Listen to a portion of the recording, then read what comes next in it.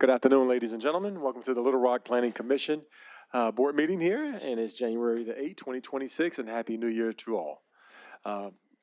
So let's go ahead and get started here. Let's go ahead and let's get a roll call here to determine the quorum.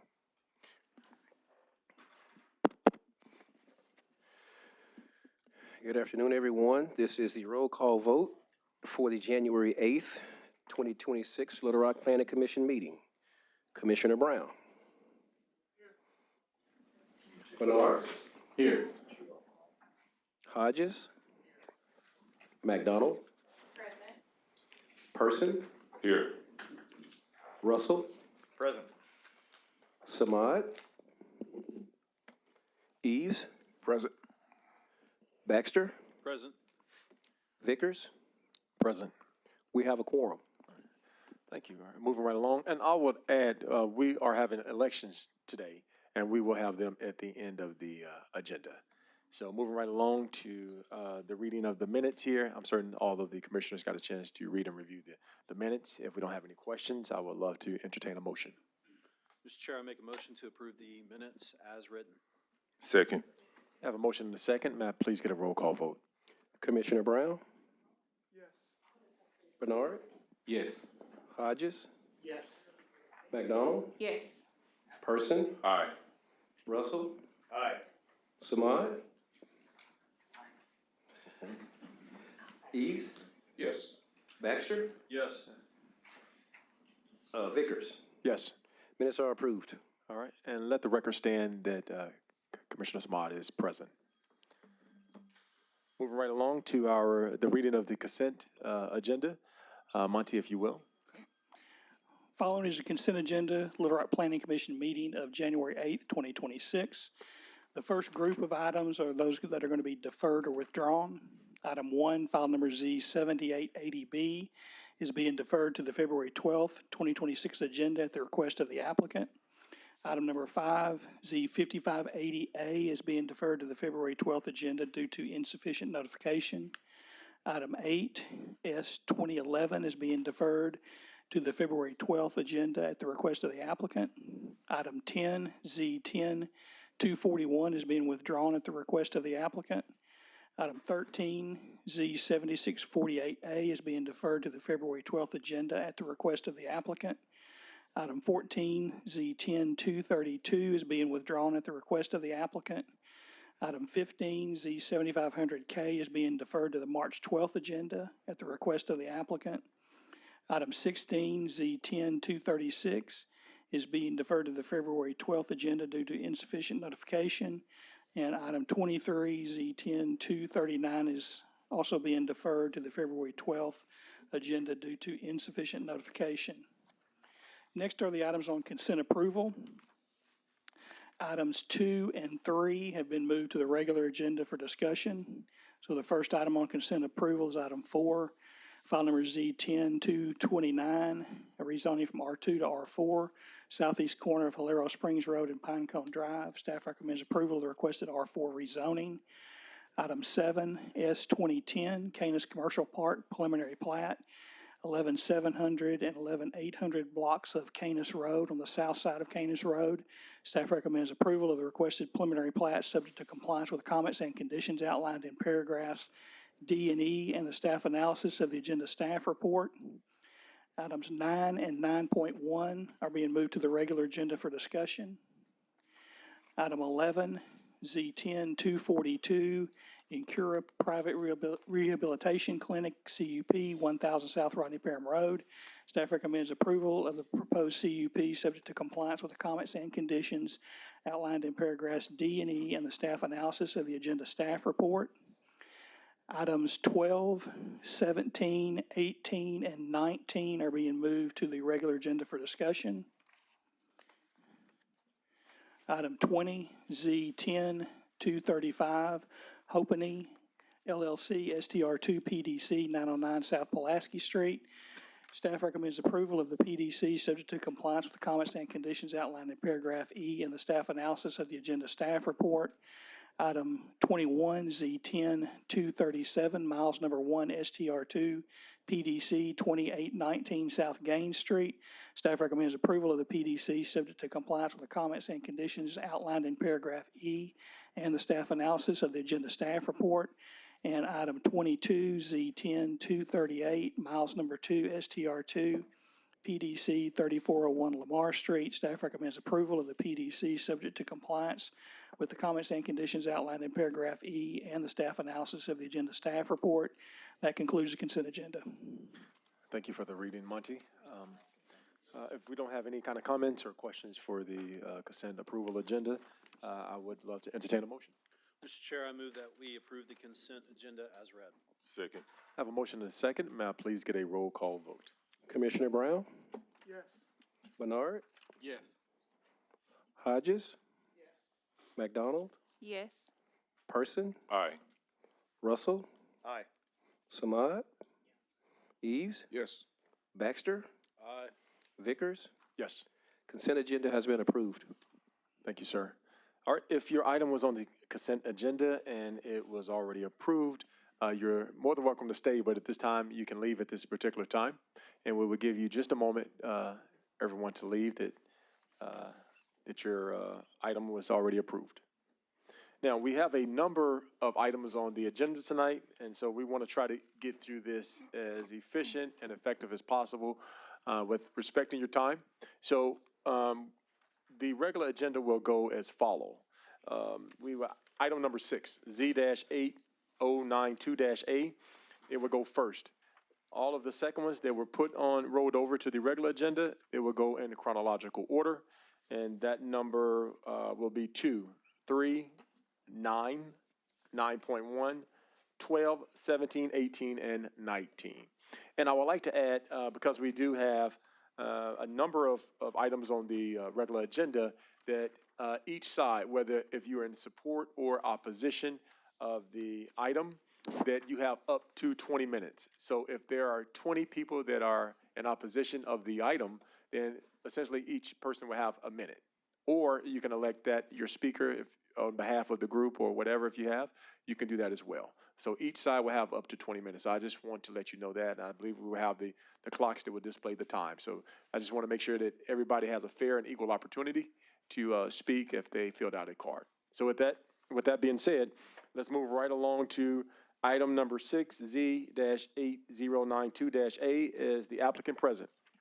If so, please make your way to the podium and we will have the reading. Monty.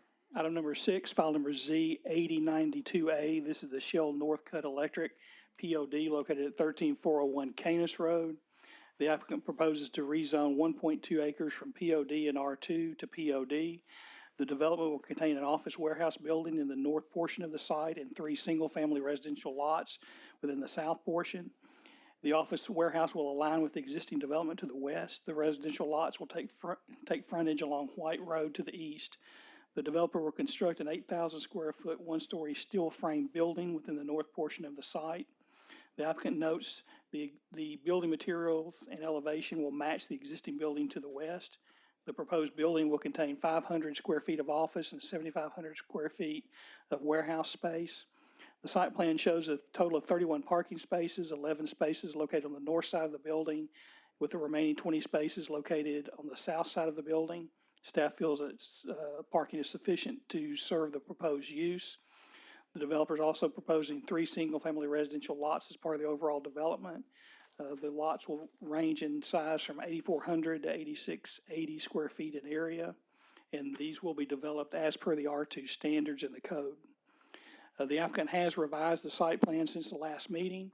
There was a driveway on the south parking lot to White Road. The applicant has removed that driveway and now has a shared driveway from Canis Road to the north, a shared driveway between this property and the property to the west. And Public Works Department has approved that driveway location. Staff is supportive of the POD zoning. To staff's knowledge, there are no outstanding issues.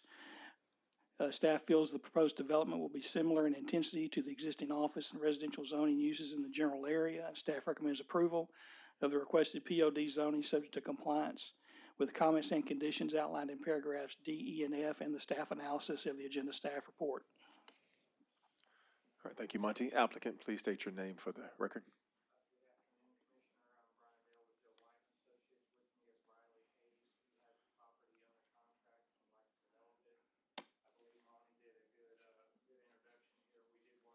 Out about the common driveway, which I know he stated. We worked with the neighbors on White Road, not White Drive, that's our area, White Road, and worked with Public Works and the staff on getting the driveway moved from White Road up to Canis Road, and as Monty stated, Public Works agrees with that. We'd like to reserve the rest of our time and let the opposition speak, and then we'd like to come back afterwards. Sounds good. We have one card in opposition, and that is David Sullivan. If you're present, I'm item 2, Thomas property. Item number 2? Oh. my apologies. Let me go to it here. Give me one minute. All right, my apologies, ladies and gentlemen. We do have a host of cards here for item number 6. And the first one is Steve Northcutt. Yes, I'm here in approval of the project, but we have Mr. Tucker here to speak for the group. Oh, may I speak after him if I feel the need to speak Yes, after you he can do does? that. Yes. I'd like to defer to him. Thank you. Thank you.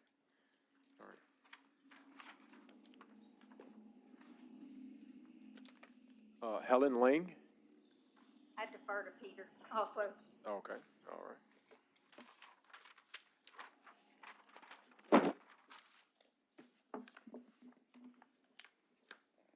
Mrs. Northcutt, are you deferring your time as well? Yes. Okay. So is everybody deferring their time and they want to let Peter speak? Okay, all right. Peter Tucker? Hi, thank you. I provided some slides. Is there any chance those are available? All right, thank you. Okay, I appreciate it, thank you. So my name is Peter Tucker. I'm here on behalf of myself and my other neighbors on White Road. As you can see in the picture there, we've all kind of banded together and come to you with a unified message. I want to respect for your time. We are here in opposition, but we're not in complete opposition of the development. We're happy with a lot of it. There's just one or two things that kind of concern us that we wanted to bring to your attention. So our main concerns here are just making sure that this development aligns with the characteristics and the long-term interests of our neighborhood. So before I get into the particular parts of the plan that concerned us, I wanted to just take a few moments to go over a few brief points to give some additional context about our neighborhood to kind of supplement the analysis that was given in the staff report. So if we can go to the next slide. Thank you. So White Road is a small dead-end road off of Canis. We are in between Taylor Park, which is to the west of us there. Teton Valley is to the east of us, and to the south of us is a lake that separates us from the Woodlands Edge neighborhood. These are all their own distinct neighborhoods, and so likewise, White Road acts as its own distinct neighborhood. And the property, the parcels that we're talking about today are all connecting and interacting with the White Road neighborhood. Next slide. Thank you. It was mentioned in the staff report that White Road is technically a commercial road. And while I believe that to be true, since we do have that small northwest corner of a POD zone, there's a privacy fence that separates that zone from the rest of the road. And the current entrance to that zone is to Canis. And so that zone has no interaction, no meaningful interaction with White Road. So for all functional purposes, White Road acts as a single-family residential road. Next slide. As part of a commercial road, it's supposed to meet the same design standards as a collector road. And White Road not only does not meet those standards right now, but it's quite a ways off, so I thought that was worth mentioning. The road's about 16 feet wide, which is about 1.5 cars wide. We consistently have to kind of pull halfway over into a neighbor's front yard to allow each other to pass on the road. Every Wednesday when the trash truck and the recycling truck comes down, it backs down the road. And if you're unlucky enough to get caught behind that on your way to work, you're going to be waiting a little bit until you can find a place you can pull around it. So I just wanted to bring that up, especially as we get into kind of the congestion and traffic on the road. So what I'd like to do now is kind of go to the specific parts of the plan that we had concerns with. So we can go to the next slide. And the first part here, we didn't want to just bring you concerns, we also wanted to present possible solutions. This first slide here is a bit of a moot point now because the applicant team, which we really appreciate, has done a good job of working with the city to propose the new plan that was just mentioned. I did include this just because what was posted had the old plan, so I wanted to make sure this was here in case we needed to talk about it, but we can move on to the next slide. And so here is the new proposed plan on the right, and we are supportive of the change that they made to move the location of that, and we do really appreciate that. Our next request here is related to the 3 residential lots at the bottom. In addition to some concerns about the traffic congestion, which is kind of especially right there at the bottleneck and entrance, the only entrance and exit to our road. Really our main concern on this one that I wanted to bring to your awareness is with the compatibility of this development to the core characteristics of our neighborhood. White Road has an established development pattern defined by larger lots, wider frontage, and an overall greater separation between homes than what's being proposed here. The average lot size in our neighborhood is nearly 2 acres. The smallest lots are 1 acre. And so what's being proposed here is a little less than 1/5 of the size of the existing smallest lots in our neighborhood. And this represents a clear departure from our existing neighborhood characteristics. In addition, sudden changes to lot sizes like this can also introduce uncertainty and disrupt the expectations that the current property owners relied on when we invested in our properties on White Road. So our ask here on this one would be that the commission consider if the development as it's drawn out fits with the context of our neighborhood. Our desire would be that these 3 single-family residential lots be turned into 1 single-family residential lot. Thank you. Next slide. And then the final thing that I wanted to bring up isn't unique to this specific project, but it's more of just a broad concern for any development that's in the area. And this is our downstream stormwater system. So to the south at the bottom of White Road sits a lake that the stormwater from this site will drain into.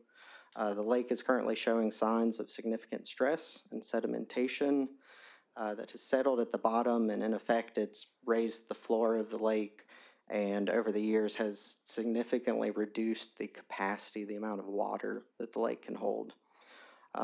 This project is small in comparison to a lot of the other development that's going around to us, so this isn't a big concern on us for this. We do appreciate that there was a detention pond drawn on the plan, and we appreciate that the staff recommended stormwater studies to go through. But our goal here is just to raise awareness and to hopefully help reduce further damage to the lake as we try to work through the proper channels to identify and solve the root problem of this issue. To the applicant team, we just ask that they consider this downstream sensitivity when performing their drainage plans And we ask that any development in the area be cautious and use erosion control measures to reduce the downstream impacts. To be honest with you, I'm not quite sure what tools the commission might have to kind of in its powers to help us with our effort here to slow down the damage and ensure that this development and other development are following the proper measures there. But if there is anything, we would love to hear more about it. So with that, I'll conclude. I really appreciate your time. Again, we're not completely against the development. We just, our one point that we have left now is mainly the 3 residential lots. We'd like to see that drop down to just 1 single family residential lot. Thank you. Thank you. May the applicants please come back up to the podium.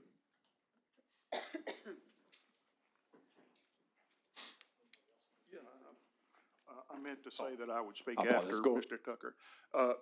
Yes, sorry about that. Give me 1 minute. Go ahead, Mr. Well, I'm Steve Northcutt, and I live at the Top House on White Road and Canis Road, and I've lived there since 1955, and my brother and I all have lived in that house. And for as long as we've lived there, all the houses on that road have been single houses and or a lot or an acre or two, and it's trees and bushes, and it's, you know, it's grown into a very nice neighborhood. We were actually known as Stony Brook Acres at one time. And the concern with those 3 houses is that it will completely change the character of everything else in the neighborhood, all the houses on 1 acre and trees and bushes, because if they clear cut it, then it's going to look like Teton, which looks terrible until they put houses up there. So that's our major concern about changing that whole bottom lot there so that it looks like what's up at Teton, because that'll be completely out of character of the rest of the neighborhood. I'll be happy to answer any questions. Thank you very much. Okay, thank you. All right now, applicants, if you will, come back to the podium, please. All right, so you've heard some of the oppositions and I guess or and request and they have definitely some agreements with you and your updated plans. So at this particular time, the floor is yours. Thank you, sir. We did meet with them out in the hallway after the last meeting when we took the deferral, and then we've had some email communication. And as Peter pointed out, White Road is more of a residential road, and we worked with the staff to move our driveway over to Canis to handle the trucks coming in and out. So we will not have any commercial access to White Road at all. And the staff as well as the neighbors have agreed to that. So that was one point that we agreed to. In fact, we really don't want to touch White Road. I think they and us would like to just leave it alone as it is.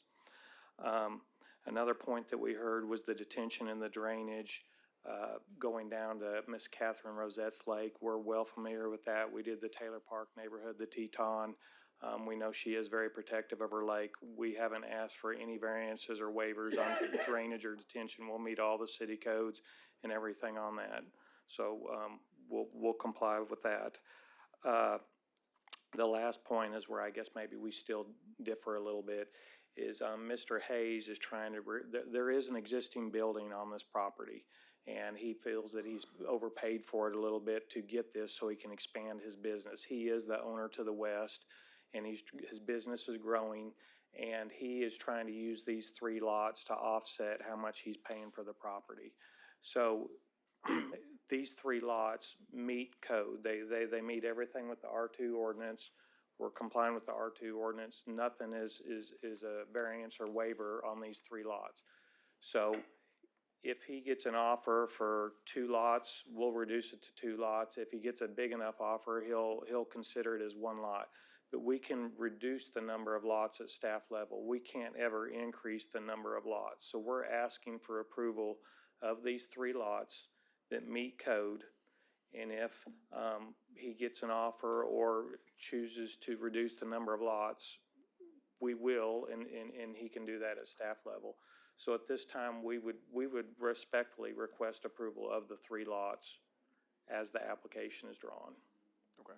And we're glad to answer any questions that you or the other commissioners may have. All right. Before I open the floor up to the board, I wanted to ask, did you have a statement, Monty? Go ahead. Well, with respect to, this is a planned development zoning. A lot of times when you see a planned development zoning, there is a plat that's a component of the zoning. In this case, it is a plat. You're taking, the north lot, which would be the POD or the office warehouse, and then the southern portion would be divided into 3 single-family lots. The plat portion of it does comply with ordinance standards, and typically the city attorney will tell you that meets Richardson case. Now, so you saying the plaque, including, the 3 lots? Yes. Is that code? Is that standard? Is there any The plat policy or portion. rules that they're the not pl- meeting? Yeah, the plat portion of the application conforms to ordinance standards. Okay, There are no variances. okay. All right. At this particular time, I want to open the floor up to any of the commissioners with any questions or comments or concerns at this time. All right, if we don't have any comments or questions, and the applicant, if you don't have anything else to add, I would love to entertain a motion.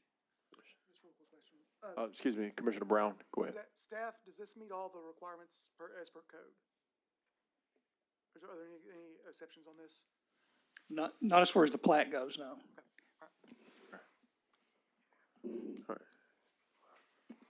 Mr. Chair, I move to accept staff's recommendation for approval of the requested POD rezoning, subject to compliance with the comments and conditions outlined in paragraphs D, E, and F, and the staff recommendation in the report. Second. I have a motion and a second. May I please get a roll call vote? Commissioner Brown? Yes. Bernard? Yes. Hodges? Yes. McDonald? Yes. Person? Yes. Russell? Aye. Samad? Yes. Eves? Yes. Baxter? Yes. Vickers? Yes. Motion's approved. All right, the motion is approved. Thank everybody for coming out with this action item, and we will give you just a moment to depart. Thank you. The next item we will move in chronological order, and that's item number 2. And if the applicant is present, once the aisle is clear, please make your way to the podium.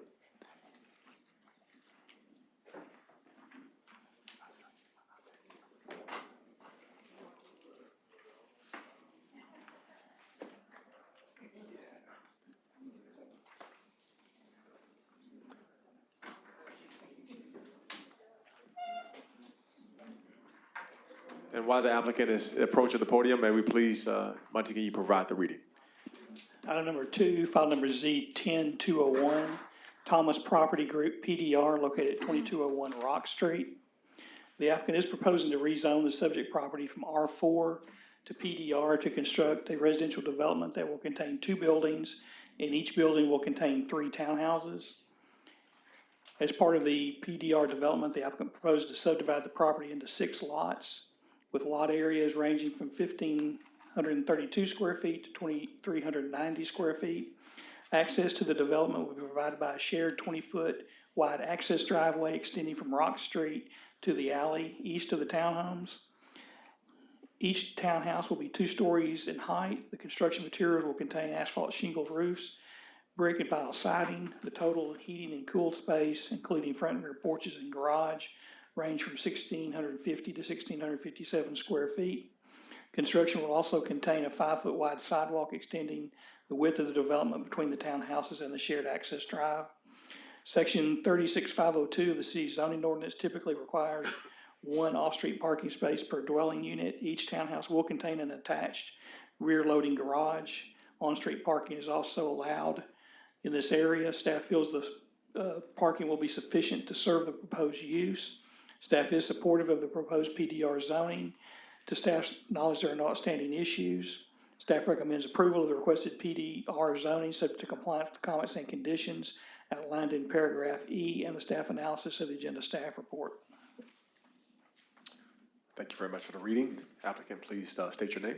Yeah, I'm Vernon Williams with Garnett Engineering, and I have Bud Thomas, the developer for the project with us. Okay, excellent. You have 1 card in opposition. You can speak Okay. now, or you can reserve your time and Yeah, come up we'll afterwards. like to say a few things, then we'll reserve our time. Sure. And that's essentially, the project that you see now is slightly different than what we turned in before. We worked closely with staff to get something that they liked. We also have met with some of the local property owners. We initially turned this in as a rental project. We were told that the neighborhood would prefer owners out there, so we've switched up our application and constructing this in a way that we can sell these off it individually as homes. Thank you. Sounds good. All right. So we do have one card in opposition, Mr. David Sullivan.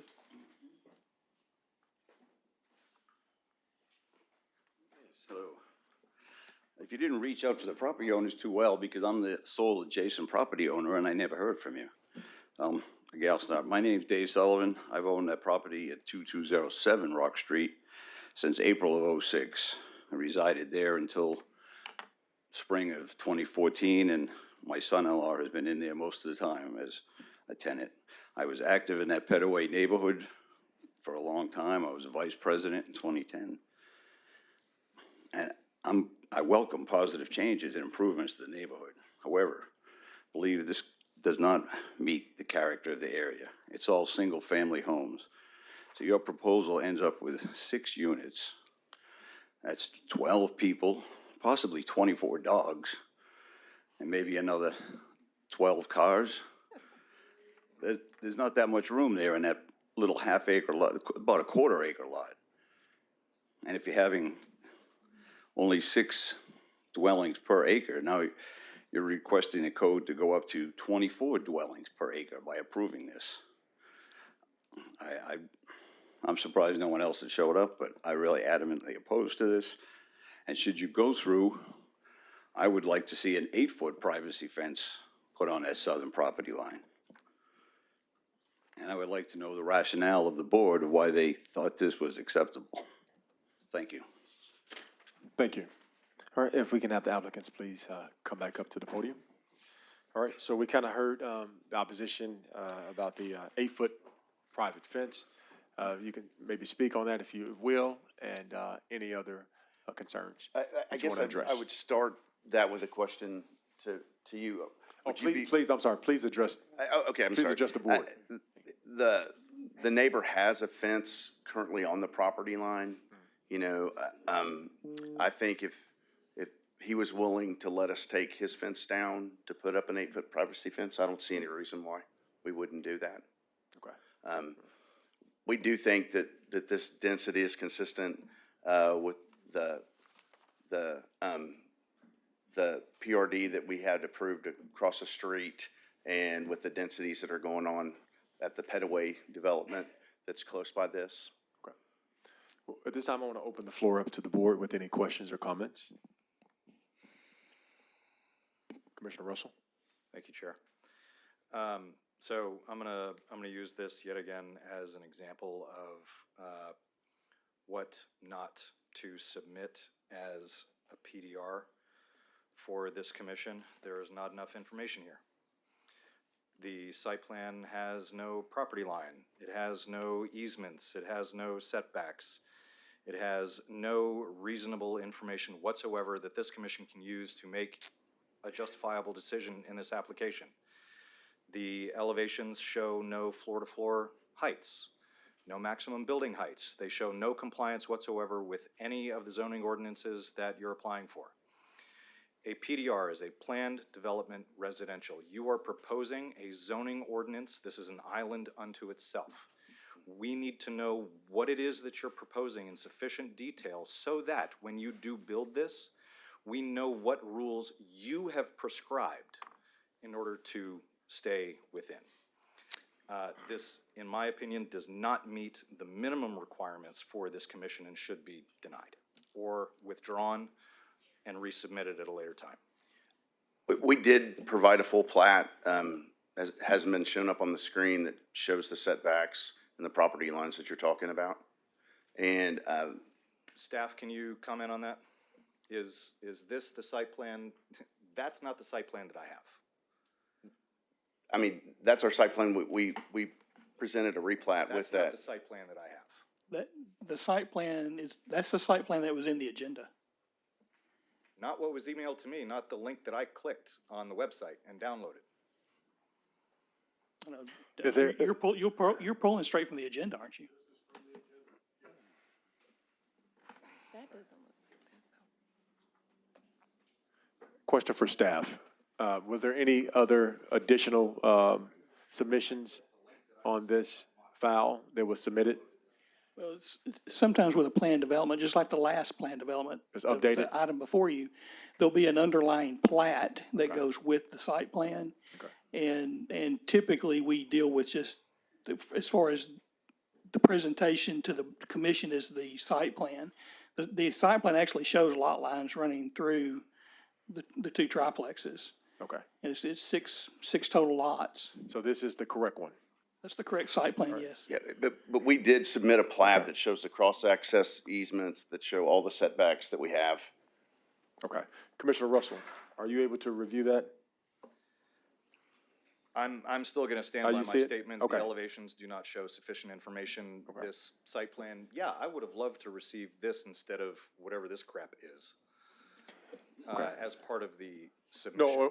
No, what I'm saying is, can you see this on the screen, the updated one or I can the see it correct here, one? yeah. Okay, all right, But good. it doesn't address the other comments, and Your I'm going concerns? to stand by them. This does not meet the minimum requirements for a PRD submission. Thank you.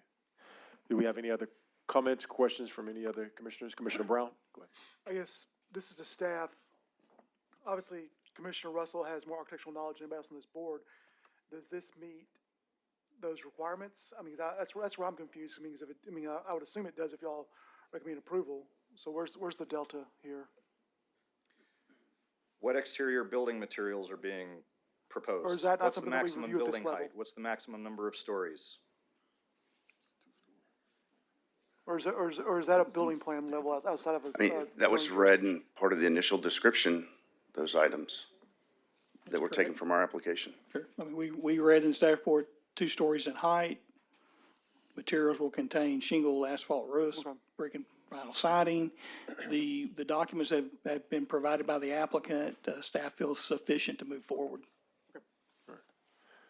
So all of the information that Commissioner Russell stated, they are in fact in the applicant's files and a part of his file, is that correct? I mean, I just wanna make we feel certain that they've that- submitted adequate information. Now, there might not be a specific dimension along every building wall on the site plan, but, I mean, we do have areas, unit areas. It's obvious the porches will be on the front property lines. All right. I just wanted to make sure that everything was up to code and they were meeting everything as far as for the updated proposal here. So I just wanted to make certain that there was anything that we didn't get or information that we did not receive. I just wanted to make sure that everything that was supposed to, I guess, been received, that they did submit, is what I'm asking. Yes. Okay, all right. Any other questions from any other commissioners? Just a question for the applicant, just to confirm for the record, you all are willing to construct that 8-foot fence, should we approve this? Oh, absolutely, yeah. Okay. And then what is the distance, just, I see there's the sidewalk, then there's that 20-foot drive. Looks like that lower line is where the 8-foot fence will be. What's the distance between the fence or the drive and Mr. Sullivan's home? I think it's somewhere in the range of 3 or 4 feet. To his home, I don't know the answer to that, but to the property line, we're But within 3 again, or 4 feet. everything per ordinance, I mean, that checks out, correct? Mhm. Okay. Thank you. All right. Any other questions? If not, I would like to entertain a motion for this item. Mr. Chair, in file number Z-10201, I move to accept staff's recommendation of approval of the requested PDC zoning, subject to compliance with the comments and conditions outlined in paragraph E and the staff analysis of the agenda staff report. Second. Have a motion and a second. May I get a roll call vote, please? Commissioner Brown, Yes. Bernard, Yes. Hodges, Yes. McDonald, Yes. Person, Aye. Russell, No. Samad, Yes. Eves, Yes. Baxter, Yes. Vickers. Yes. Motion's approved. All right, thank you applicant for coming in and everybody coming in on this item. Moving right along to item number 3. S-2006. If the applicant, we'll just take a moment for everybody to depart on that. The applicant is present. Please make your way to the podium. And while the applicant is making their way, may I please have the reading? Item number 3, file number S 2006, the Eagle Place preliminary plat, 13700 Alexander Road. The applicant proposes to subdivide 28.84 acres located at 13,700 Alexander Road into 90 lots for single-family residential development. The property is currently undeveloped and wooded. A railroad right-of-way is located along the northwest boundary of the overall property. The proposed subdivision will contain approximately 4,022 linear feet of new streets. The streets will be 26 feet wide, constructed within a 50-foot wide right-of-way. There will be a 5-foot wide sidewalk on one side of the streets. There will also be 2 short cul-de-sacs within the development. The main entrance to the subdivision will be from Alexander Road. Natchez Lane, Charleston Lane right-of-way dead ends into the property near the southwest corner of the overall property. The applicant is proposing a secondary access into the subdivision from this right-of-way. All of the proposed lots comply with R2 ordinance standards for minimum lot width, lot depth, and lot area, with the exception of a few corner lots. The applicant is requesting 2 variances with the proposed subdivision. Section 31-232B of the city subdivision ordinance requires that residential lot be no more than 3 times deep as it is wide. A minor variance from this requirement is requested for lots 33, 34, 37, 53, 56, 57, 86, and 87. And section 31-232E requires that corner lots in residential subdivisions be a minimum of 75 feet wide. A minor variance from this requirement is requested for lots 12, 39, and 52. Staff does support the requested preliminary plat. Staff recommends approval of the requested preliminary plat subject to compliance with the comments and conditions outlined in paragraphs D and E and the staff analysis of the agenda staff report. Thank you, Monty, for the reading. Applicant, please state your name for the record. Yes, sir. Thank you for the chance. This is Kazi from Hope Consulting. We are representing this project. I would like to get any questions you have, and I would like to reserve my time. Okay, please have a seat here, and you have a few cards here, and we'll bring you back up momentarily. So we have the few cards in opposition here. The first card is Reggie Kraus.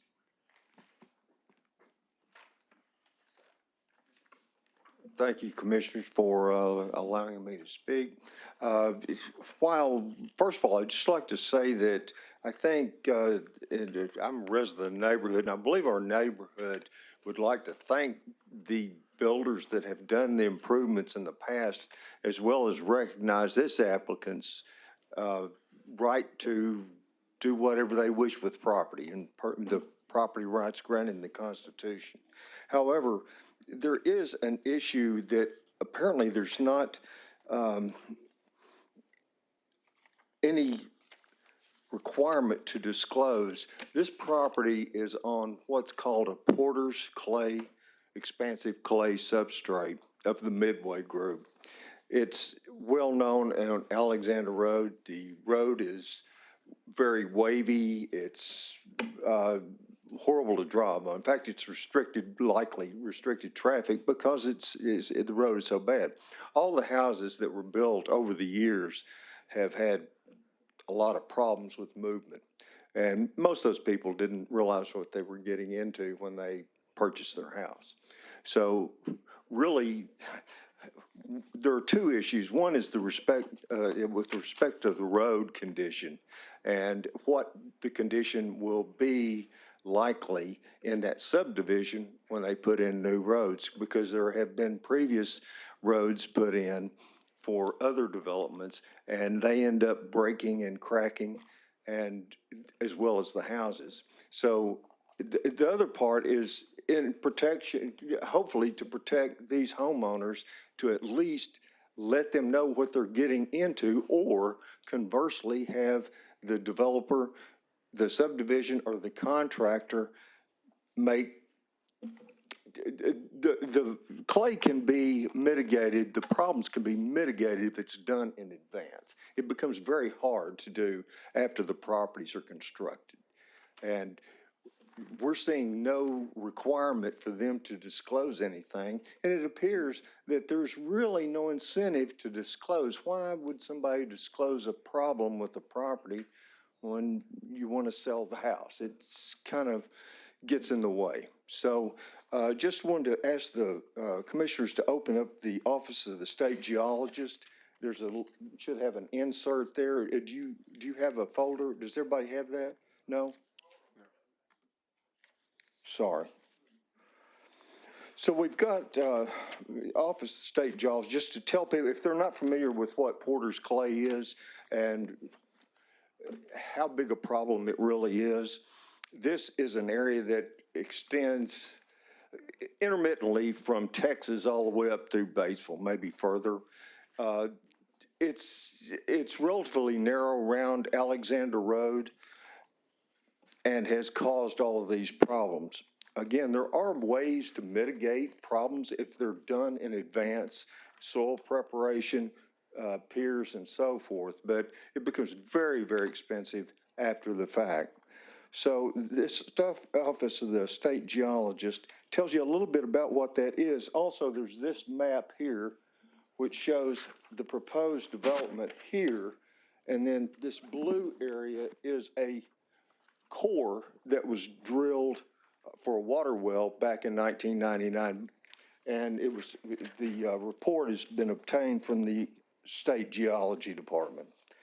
Now, excuse me, Mr. Kraus, what page you said you wanted everybody to turn to? I'm sorry, this actually it's AR County data. It's on this. The heading would be this page here.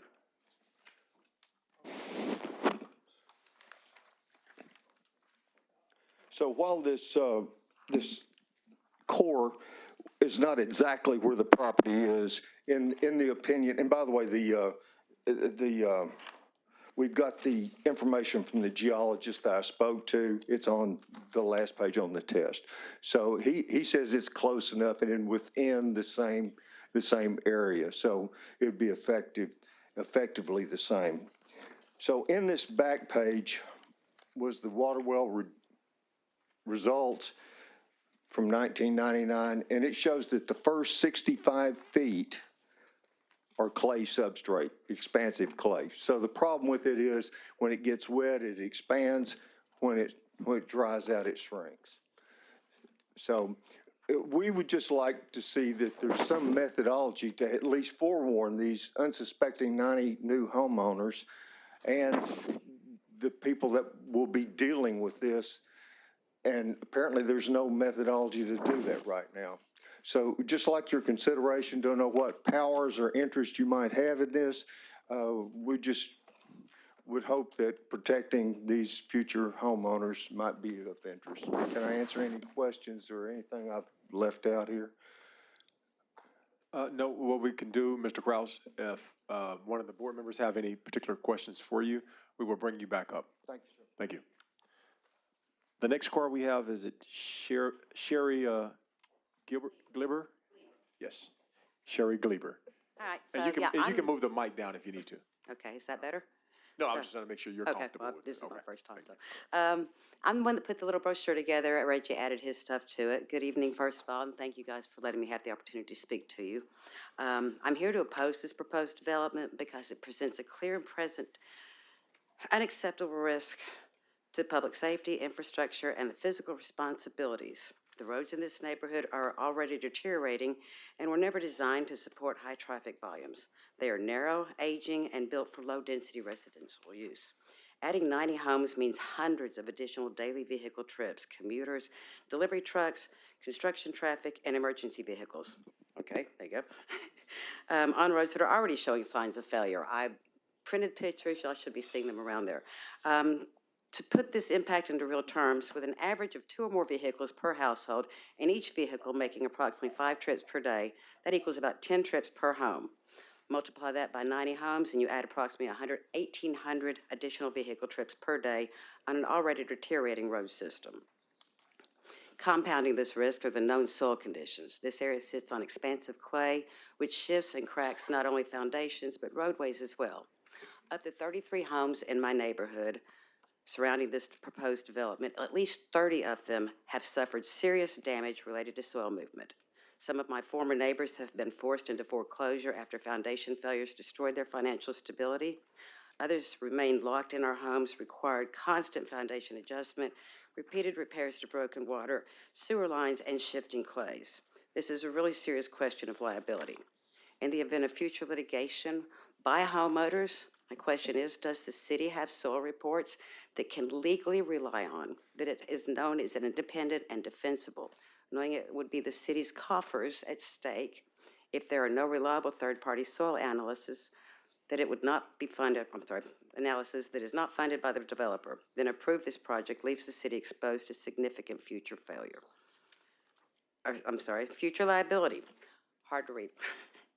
Building 90 starter homes on unstable soil and feeding them into deteriorating roads sets future families up for failure, hardships, and not an opportunity. It shifts the long-term cost and legal risks of the residents and taxpayers. Responsible development must prioritize safety, infrastructure, capacity, and sound due diligence. And until these issues are fully and independently addressed, approving this proposal would be reckless. So I urge you to please consider the public safety and the city's financial interest, and by rejecting this proposal. I sent pictures around to show you the street that we live on and the street that we deal with. There's a house that is not even 2 years old that is already cracking all up and down the street. There's nothing but devastation in houses that have, it's a good place, not a good place to put 90 homes. It's all I know to say. Thank you for your time, guys. Thank you. Our final card on the opposition here is Director B.J. Warwick.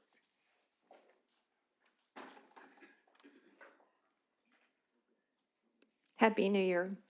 I don't often come to you all. I'm the liaison between you and the city board, but I rise to the occasion today because it's like, you know, you go to the doctor and you say, Doc, this hurts, this really hurts. You go to another doctor, oh, this hurts.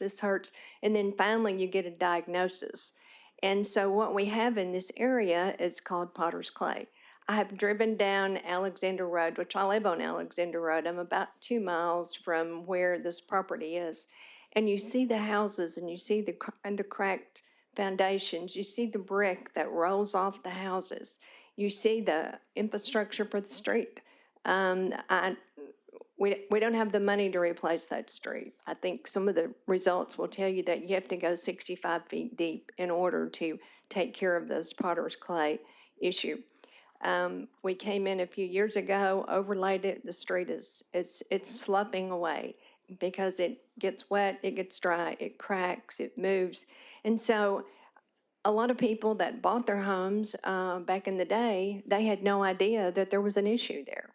You know, nice looking home, they're all spruced up, you buy them, and then shortly thereafter you start seeing a decline in the housing structure. I think both of these people that are here that have already spoken have had structural problems. I think one of them's in the throes of trying to repair stuff right now. So here we have a development with 90 additional homes, and we're concerned about those people buying lots, building houses, and the fact that at some point in time, their foundations are going to break down.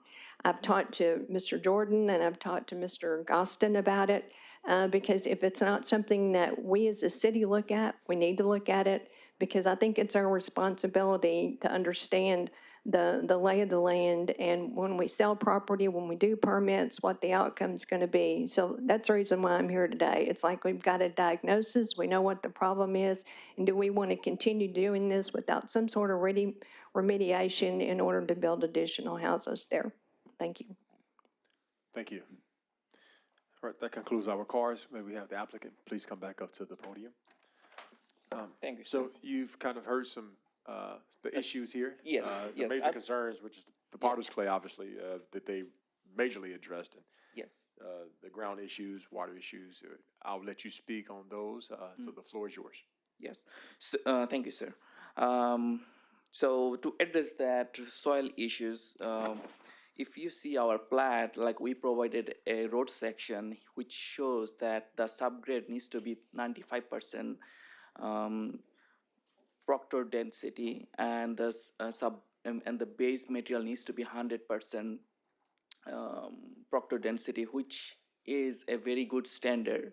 And in the standard construction practice, like if the soil is bad for some reason, then you'll have to bring different technology to develop it. And our developer, he's willing to do that, and we will follow the standard protocols to build these roads. And to address the other issues like the soils on the lot, the property owner himself is a home builder. He builds custom homes in this Central Arkansas, so he's very aware of it, like how to build the slabs on any particular bed soil and how to improve that. One other question was that like the water or the if you see that like in our plat there is a stream running through our property, and that's why we left some of those lots really deep to not to be close to that stream area, not to have our buildable area to be close to that stream area. That's why like we left these lots really deep, and that's why we are asking for some variances so that like we can have that. And for the other things that I would like to say that like we will follow all the city standards, Little Rock Street Department standards. Their inspector will be on the construction site to making sure that the road is being built according to the city standard. All right, before I open the floor up to the board, staff, if I will, was like some type of geological study done, or 100-year floodplain, or any of those studies, were they done by the applicant or anything like that? I know the applicant just stated that they have all the plans or whatnot. I just wanted to. Did you guys do any of that geological study? I think like the property owner has some geological. Did you as a PE do that? No, we do not do that. Like we hired some material testing company, they can do that. So you said the owner has not done I'm any not of the sure studies? about that. I'm not sure about that. Okay. Yeah. All right, so I want to open the floor up to any of the commissioners that have any questions. Commissioner Russell? I have a couple of questions. Staff, remind me, what is the permitting requirement for geologic testing for soils on residential single-family lots? If you know. I don't think there is one. That's what I thought. I do think we have, and this is more a comment for the commissioners and staff, I think we have sort of a unique situation here, it at least being brought to our attention by surrounding property owners that there is an issue with clay soils in this property. It might be worth requesting of the applicant that a restriction be made on this development to require soils testing and structural foundation design for every single lot as part of the permitting process. That would be my recommendation. Mr. Overton, can we make that recommendation or that condition? Can we apply that condition to this? Not this particular application, no, because that would be a substantial amendment and we wouldn't allow it. But he could defer and then make that a part of his own application and include that as a condition. Mr. Gosden, how many deferrals do they have left? They have no more deferrals left. They've used their deferrals up. So if we were to defer it, it would have to be an amendment to the bylaws. So. Okay, let me ask some questions of the applicant. You've heard the concerns regarding the soil condition. They're very real. It's been brought to the city's attention. The primary purpose of the city is to protect the public safety and health and welfare of the city and the people that live in it. and you've heard Jeremiah, or Commissioner Russell, asking about a geological study being done. Yes, sir. Would you allow us to amend your application to allow a geological study to be done? And what else did you want, Commissioner Russell? Structural foundation design for each single-family home as, in order to issue a permit. That could be coming from the geological study, like, So, right, so you would have to do a soils analysis Yes, for each individual yes. lot, and then based on that soils based on that, analysis, like, they will a structural have the engineer foundation, yes. would have to then design the foundation to withstand whatever soil conditions are found. Yes. Would you be willing to do that? Yes, we can do that. Okay, so whenever we make our motion, when we vote on this application, we need to add those conditions. All right, thank you. Yep. All right. Commissioner Brown, go ahead. So this for the applicant, this is obviously, were you aware of this issue before, before tonight, of this soils issue? And, Yep. and what, because I guess what I'm not seeing looking at this is a mitigation strategy for it in the application. We were aware that like there is some there could be some soil issues, but not, as we did not study the soil yet, so we did not have the total scenario. All right. Any other questions, statements? All right. I don't know, Commissioners, I don't feel comfortable with this development right now, this plan. I feel that we should either find a way that they can defer and have the soil studies and the foundational analysis before, but it seems to me a little bit concerning to recommend approval subject to the soil study and the foundational analysis. So I can address that if you like, Vice Sure. Chair. Yeah. Give me 1 second, I'm making a note.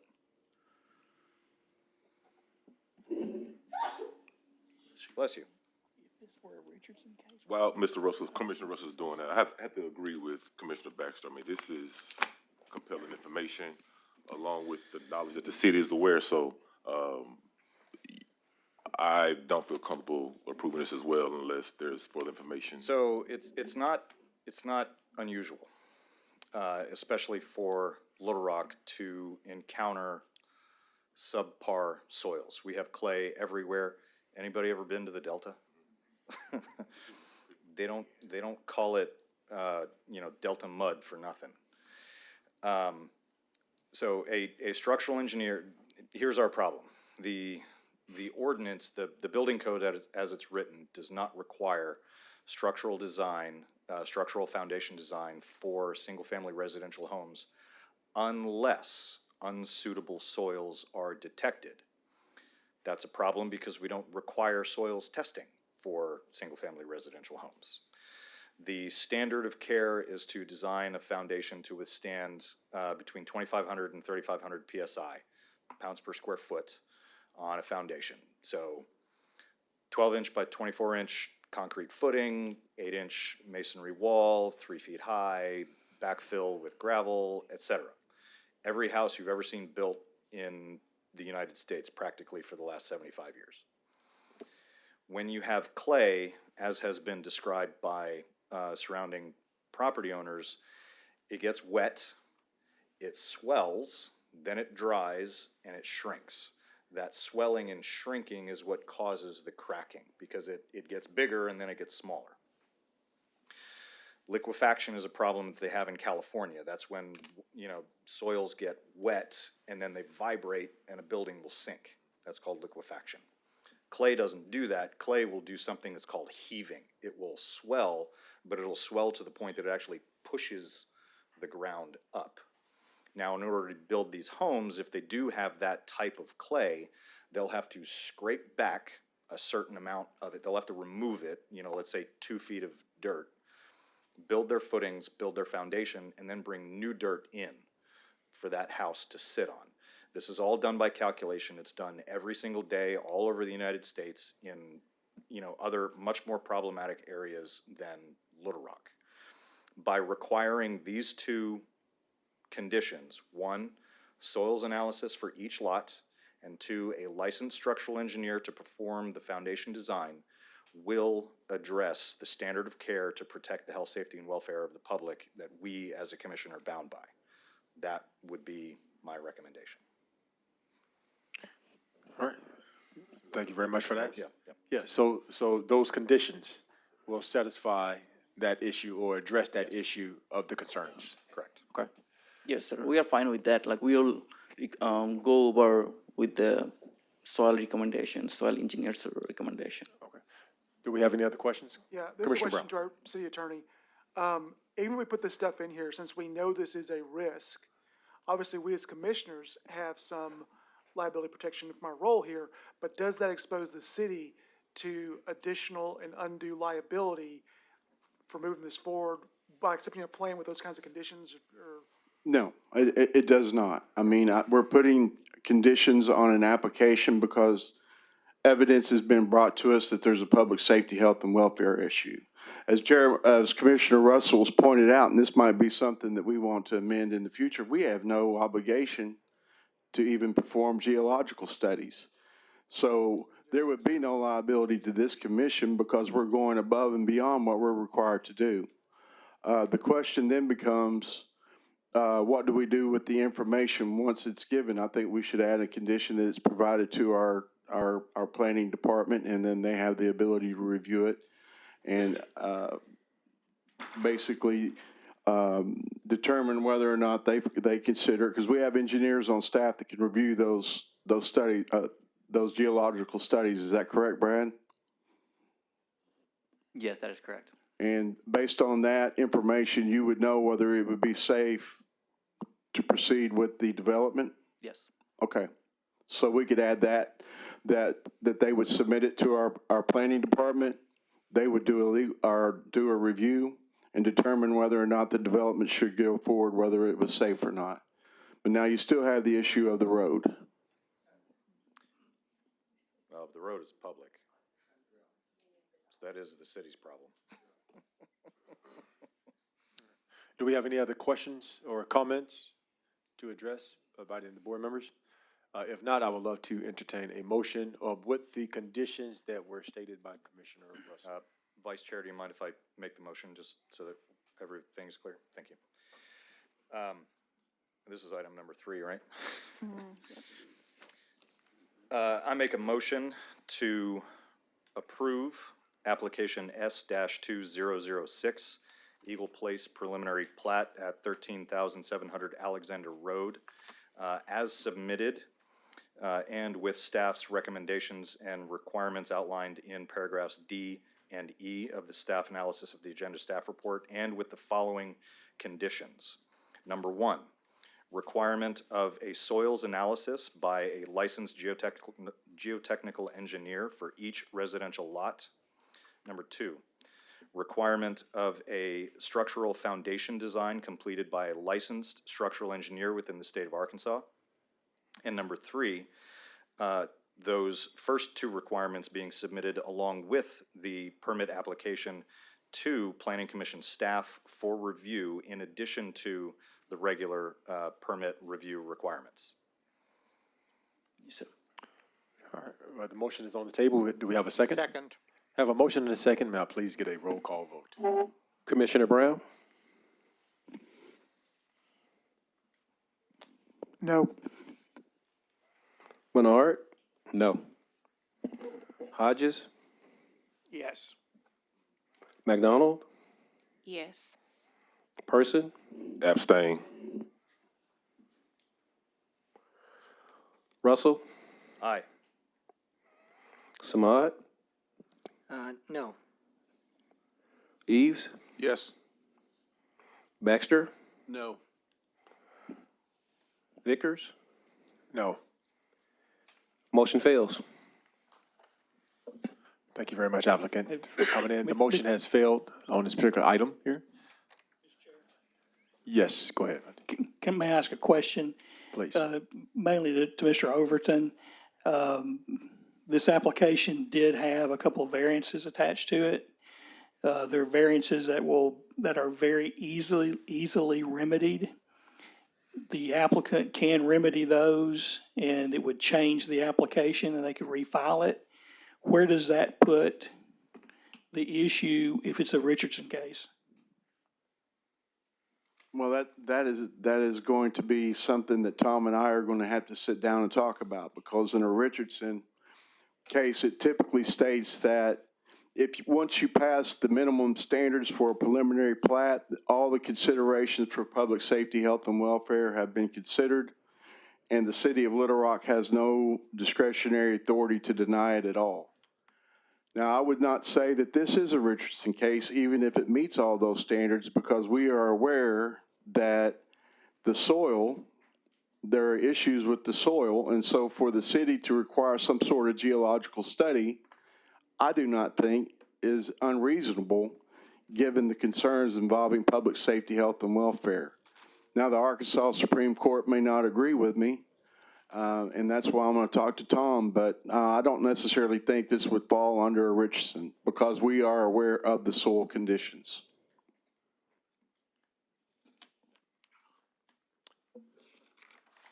All right, staff, did you have any other questions? Okay. Thank you, sir. Thank you very much, applicant.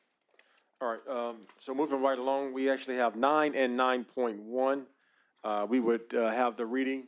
Would you like to have the reading for both? Okay, all right. So we will have the applicant for 9, if you're present, to approach the podium. And while the applicant is approaching, and if you will, would you provide the reading for item number 9, please?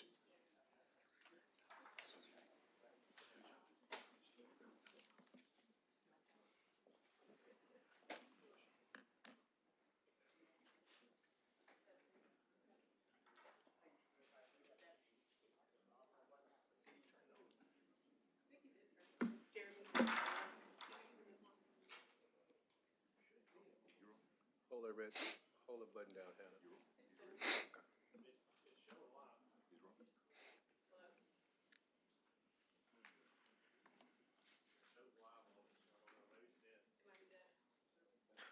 Hannah, if you want to use mine? You want to use mine?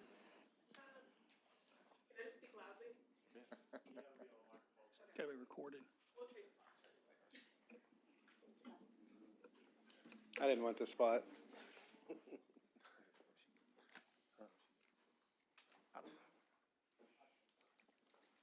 Just for clarification, I'm not an applicant, I am staff.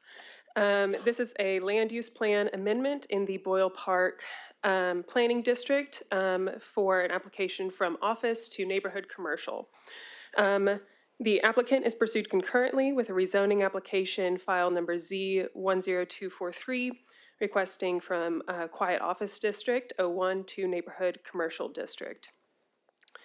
The subject site is 1.1 acres of woodland undeveloped. It has 245 feet of frontage along John Barrow Road and directly abuts a single-family cul-de-sac development along its eastern boundary. The request is in the Planning District, Planning District 10, the Boyle Park Planning District.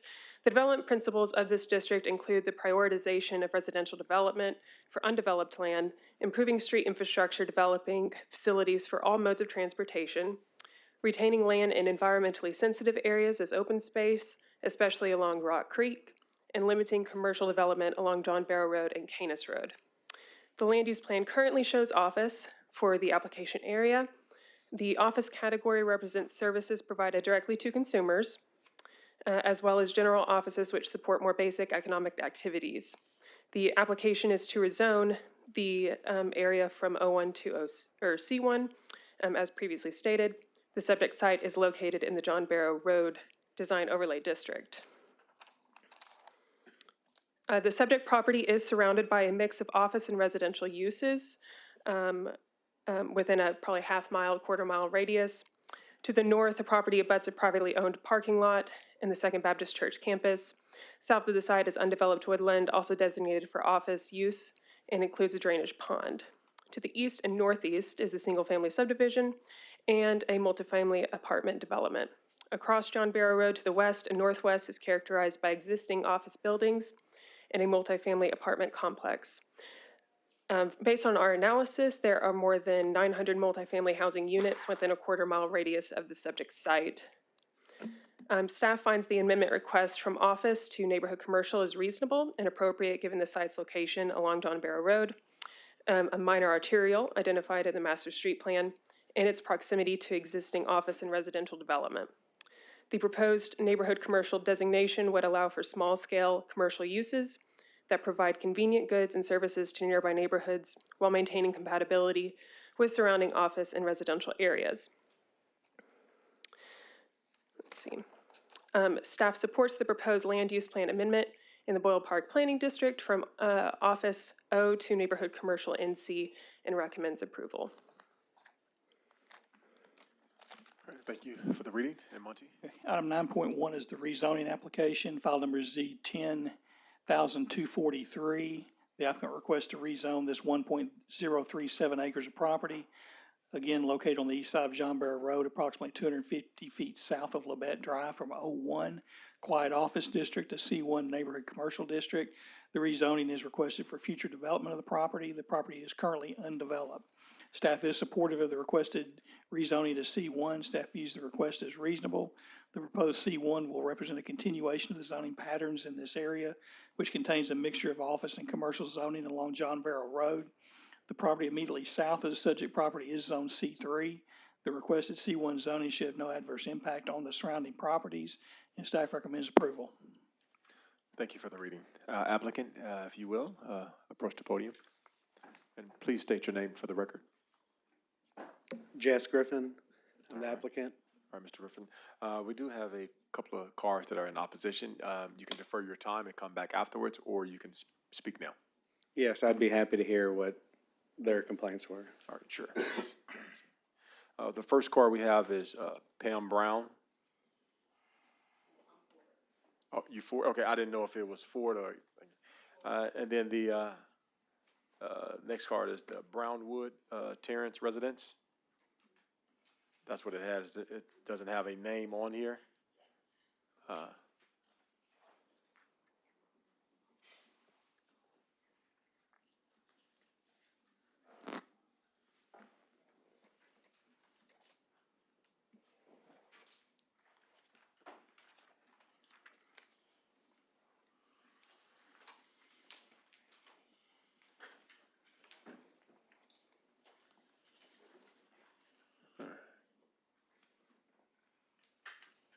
All right, do we have a speaker that will be speaking on behalf of the resident, of the residents? Yeah, there's two of us, Okay. if that's okay.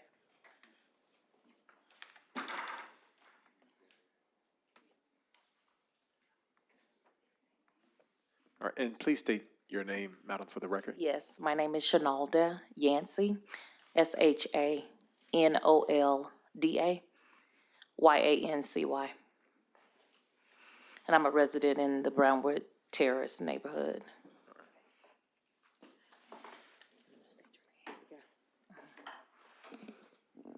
My name is Rose Cook. I live in Brownwood Terrace, and I've been there since 1972. All right, go ahead, the floor is yours. Thank you so much. So we learned last week that there was interest in providing a laundromat in the area that was just spoken of. Today, we're here to say that we don't see the need for it, being that there's already a laundromat, maybe a half a block up the street. It's Fun Wash that's located between Labette Drive and Canis Drive. So we're not understanding what the need is for an additional laundromat to be placed there. We're also concerned about the safety of the residents on Keltwood Drive, whose homes would be in the back of the laundromat. That is, I'm sorry, Keltwood Cove, thank you so much. Keltwood Cove, whose homes would be located directly behind where the proposed laundromat would be if approved. There's already enough traffic and noise in our area, up and down the John Barrow. If we took from the interstate going south toward Colonel Glenn, there's enough traffic that we see there. Enough traffic, enough noise. There's a few unhoused individuals in the area. So we're concerned about our safety over there, and then just the noise and such that would come with having an additional laundromat. We just don't understand what that's for. We would like to know what the need is, how will it be manned if it is approved? Will staff be there all day? If there is a needs study, can we see that needs study? We just need more information on this to see, why it would benefit our area to have a second laundromat there. Did you have anything you want to say?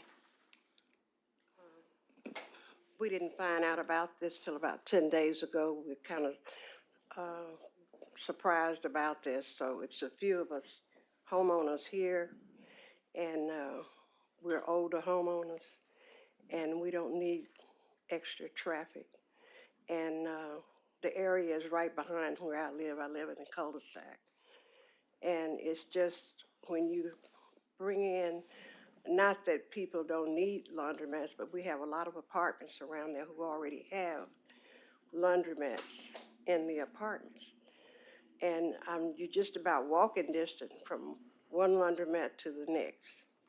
So we're just trying to find out what is the need, what's, We're also concerned about, did you want to say more? No, go ahead. We're also concerned about lowering our property value. The odors and chemicals that might come along with having a laundromat there, right behind us. Those are our concerns. And so we are excited that someone is interested in developing in our area, and we thank you for that. But this is just not what we're looking for, especially in our backyards. Definitely, thank you all for that. Thank and you. for addressing your concerns. Oh, I'd like to add that we did have a petition signed, and we were able to gather 46 signatures of the residents in our home, in our neighborhood. Thank you. Thank you. All right, if we can bring the Mr. Chair, Yes, go ahead, Monte. staff would like to make one thing very clear on this application. This Sure. is not an application for a laundromat. This is a request to rezone a piece of property from O1 to C1. Gotcha. C1 zoning comes with a fairly long list of neighborhood commercial uses that could be developed on this site. That's the issue before you. Is this property appropriate for C1 zoning? Gotcha. Not a laundromat. Gotcha. And that's just what we received. Thank you so much for saying that. That was just the information that we received No, that's okay. in That's right. the communication to us. And so that's why we addressed it as so. Thank All you. right, thank you. All right, if we could bring the applicant back up to the podium, please. And if you'd like to make any statements or not, it's your choice. If not, we open the floor up. Yes, I made a list for how the development would be positive for the area. I would like to address some of the concerns they had. They're saying there's no need. I looked at, I guess there's a fun wash, and it seems older, and the guy that I'm working with that would do this, he has a very clean, highly technological, where you can do things from your cell phone. You can see when things are done. It's all,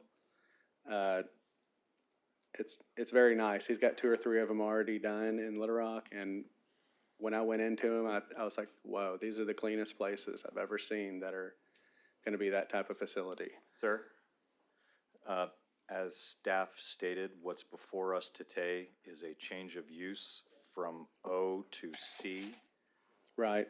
not a laundromat. Okay. I'm just trying to address what they had concerns on. The safety, I don't see how this would present any kind of safety issue for developing a lot along the John Barrow corridor. They talked about noise. This development is probably about, I think it's around 410 elevation is the home that's to the rear of this, and the roadway is at 298. So you're talking about, no, it's like it's about 22 feet difference from John Barrow Road, and that's at its high point, to the elevation of the lot where the house is. So there's a significant amount of elevation change, which in that of itself would contain the noise. You're way lower. There won't be any kind of sightly issue. And then traffic, I don't see how the traffic's gonna cause an issue. It's fronting John Barrow Road, so there will be no traffic additional in their neighborhood for this development. I would like to point out, staff I worked closely with them, and they thought this to be an appropriate rezoning. We're looking at quiet office to a neighborhood commercial, so we're trying to serve all the areas around there. Like we said, there's 900 multi-family units, and there's several other subdivisions. And so we're trying to put a development in that's gonna serve the community and be useful for the community in that area. All right. I'm sorry, go ahead. It is on a minor arterial road, so we're looking at trying to put a C1 development on a minor arterial. There's already access, sidewalks, all the infrastructure there, so it makes a lot of sense by putting a development on a minor arterial road like it is.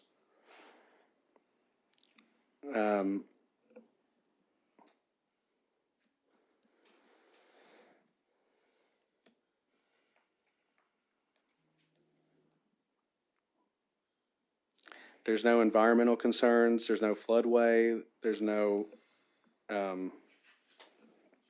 we're gonna do a drainage study, we'll follow all codes. There'll be still code compliance, so we'll follow all the codes and, fire code, utility, we'll do everything that's, by the book for this development.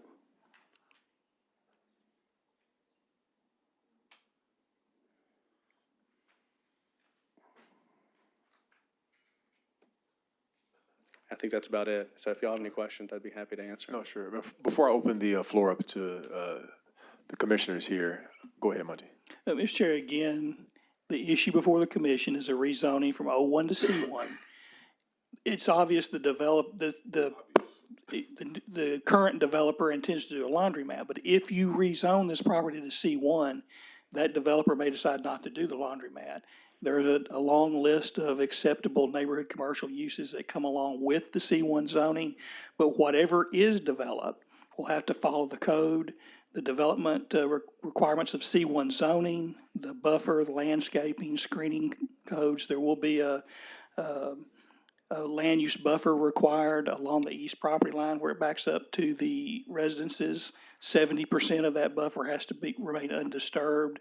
There is a screening requirement in addition to the buffer requirement. So whatever is developed here will have to be developed as per code. Yeah. And before I open the floor up to the board for questions, we did have a card in favor. Ms. Pam Brown, would you like to speak? All right. And if you don't mind, sir, please approach the podium. There is time still left. Yeah, you can adjust the microphone. Okay, thank you. To the commissioners, thank you for allowing me to speak. I am Pam Brown Courtney. I am one of the owners of the property. And as it has been stated before you all is to have the property rezoned. And with the rezoning of the property, I have owned this property with my partners for more than 20 years. And the only type of interest that has been on John Barrow has not been favorable. And I have chosen not to sell for that reason. I turned down Sunshine Liquor Store. I've turned down 3 different liquor stores because I did not feel that that was what was good for that community. I own a development right less than 5 minutes, $15 million that I invested of my own money, CovenantCoveCommunity.com. So when I'm asking the board to consider rezoning, I'm real hands-on, and I'm gonna make sure that the rezoning that's being asked is gonna be followed. If you are rezoning to what they're asking for, they're not just gonna get to decide that they're gonna put something there that doesn't fit or something that doesn't work. You all are gonna, once it's rezoned, you all have a list of things that zoning could comply with. I think for the property to be rezoned, we need development in that area. There has not been any development on John Barrow Road in more than 20 years. There hasn't been anything there. So to have someone to step forward to want to zone, to change the zoning, to bring a service, something that's a service industry to that community, I think is good for the community. And I would like for you all to take that into consideration. Thank you for your time. Thank you very much. All right, and applicant, you can come back up to the podium here. I'm going to open the floor up to any to the board members for any questions or comments. Commissioner Brown. Just a comment to the opposition. I think we've talked about, this application is about rezoning, and this does fit that. I'm a little bit concerned that that it's known what's going there, but it's not in the application. I'm a bit concerned that there's a known thing that's going in there, but it's not in the application. Application is very broad.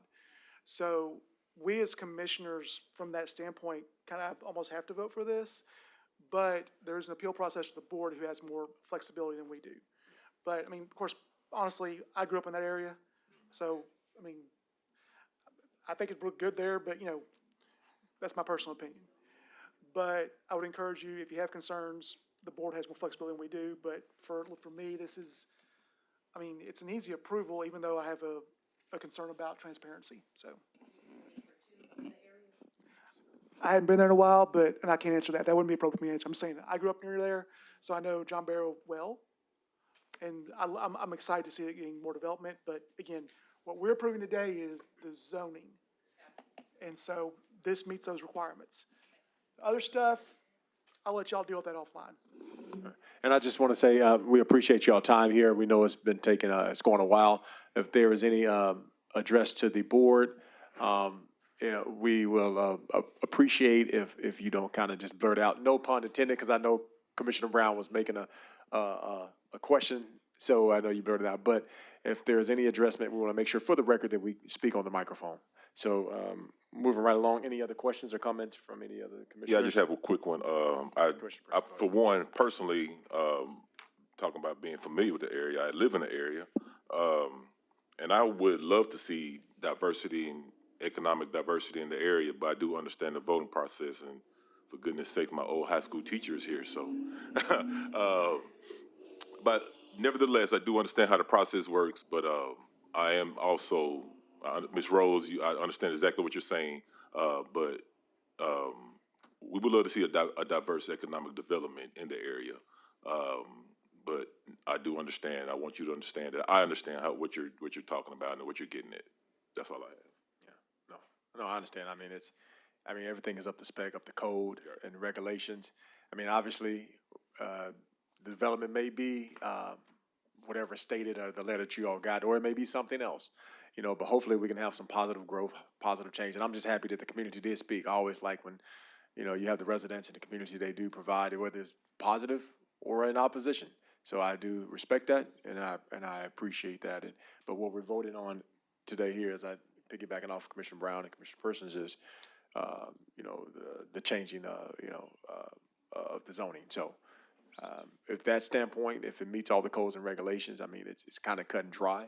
But if any other commissioner have any other statements or not, if not, I would love to entertain a motion. Mr. Chair, in file number LU 2025-10-01, I move to accept staff's recommendation for approval of the proposed land use plan amendment in the Boyle Park Planning District from office to neighborhood commercial. Now, no, we have a motion on the table. I want to say this before a second. We do have to vote separate from 9 and 9.1. So this will be with item number 9. And after that voting, we will have a motion for 9.1. Second for item number 9. Please get a roll call vote for item number 9. Yes, sir. Commissioner Brown? Yes. Bernard? Yes. Hodges? Yes. McDonald? Yes. Person? Yes. Russell? Aye. Samad? Yes. Eves? Yes. Baxter? Yes. Vickers? Yes. Motion is approved. All right, item number 9, motion is approved. Now, immediately following, I would like a motion for item 9.1, please. Mr. Chair, in file number Z-10243, I move to approve staff's recommendation of approval of the requested C1 rezoning. Second. I have a motion and a second. May I please get a roll call vote, please? Commissioner Brown, Yes. Bernard, Yes. Hodges, Yes. McDonald, Yes. Person, Yes. Russell, Aye. Samad, Yes. Eves, Yes. Baxter, Yes. Vickers. Yes. Motion is approved. Thank you. Item number 9 and 9.1 was approved. Thank you very much, applicant, for coming out. Thank you. Have a good day. All right, we're going to move right along to item number 12. After item number 12, we will take a brief 5-minute recess, if you will. So we would have momentarily, we will let everyone depart. We will give just a few seconds so everybody can depart. And we will move right along to item number 12. If the applicant is present for item number 12, please make your way to the podium. And while you're making your way to the podium, Monty, would you please provide the reading for item number 12? Item 12, file number Z7154A. This is the Axe Senior Village PCD located at the southeast corner of John Barrow Road and West 40th Street. The applicant proposes to rezone 3.8 acres from R2 and POD to PCD for a mixed-use development that will include a church, single-family residences, and pop-up market space.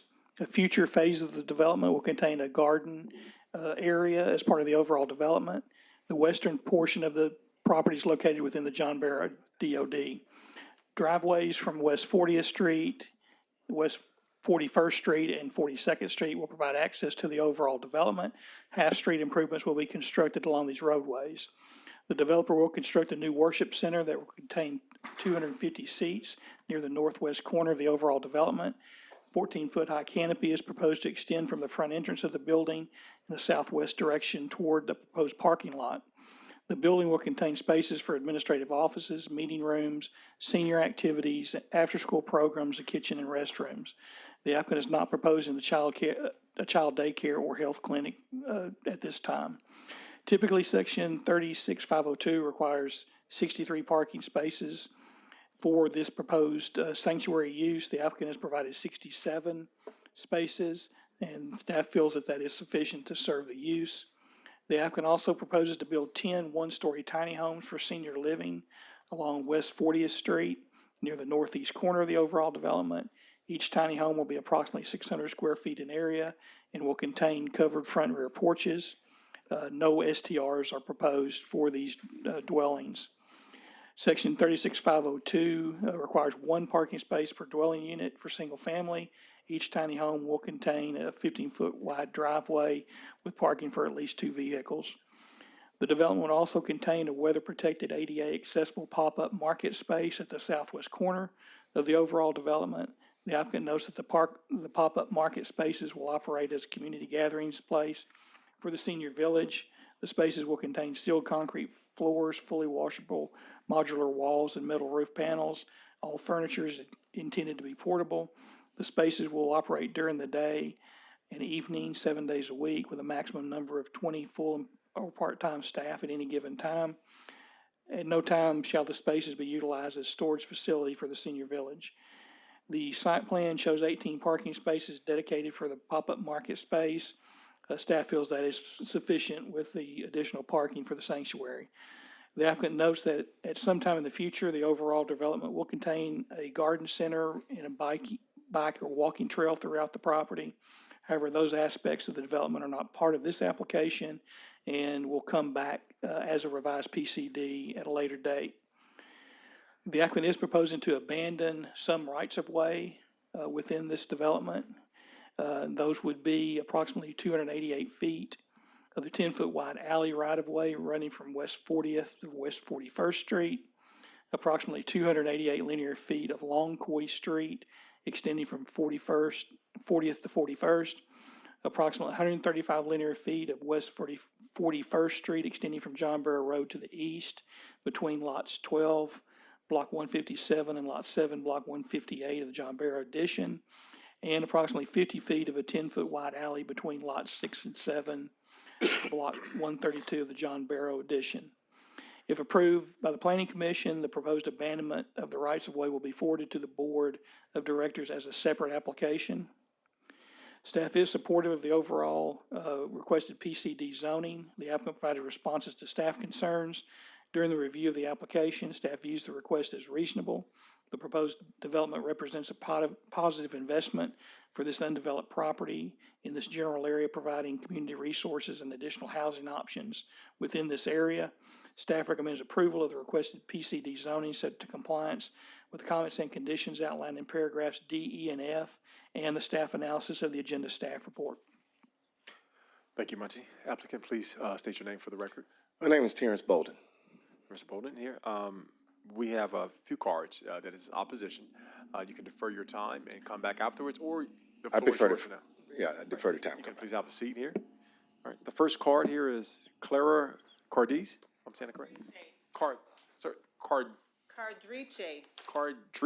Okay. Clara Cardrice. Thank you for the I am correction. a 20-year resident in the area, and I'm directly there on West 40th Street. So I have several concerns, although I love diversity. I'm a senior now, and my concerns are regarding the safety. I have had several issues since I've been there on West 40th Street. And looking at the conditions of the street, that street should be a one-way street. It's a very narrow street. And when we first put an addition to our neighborhood there regarding the barber shop, which was owned by a previous owner, I questioned the mayor about the street and the parking. People park on both sides of the street. The street is too narrow for that. He advised that there would be a sign put up that there was no parking on both sides of the street, especially on that 4 Wright Street. Right there where the property is that they want to build the area for the senior village. There's no sign there. I've contacted the mayor, nothing has happened. In addition to the traffic, I mean, it's terrible on a Sunday. We have a church that's down the street, and Sundays and during daytime hours when folks are getting out of school, there's a school bus that goes down that street. It's really terrible. If I'm trying to get out my driveway, it's difficult to even get out my driveway if my neighbors next door are parked and I can't see what's coming down the street. So that's a concern. I am really interested in how well they're going to vet individuals that are going to be working for them, and if there are senior housing, folks that are going to be applicants going into this senior housing. I'm very concerned. I have called Little Rock Police Department several times. They should know me by now. Recently, I've called because someone bashed my mailbox and it's off the post in front of my house, and I asked for extra patrol. That has not happened. So I have several concerns, and I share those concerns with my neighbors. One had to leave earlier because we were taking a bit longer than usual, and she had to go home. But safety, parking, traffic are all concerns that I have. I am in favor of diversity. I want to provide our community with these different services, but if we're not willing to go the extra mile to make sure that it's going to be safe, I say no. Thank you very much for your comments. You're welcome. Next card we have is Sandy Becca, or? Oh, that's, sure. The next card is Vivian. Oh, she's gone? She's gone? Okay. All right, so you're up.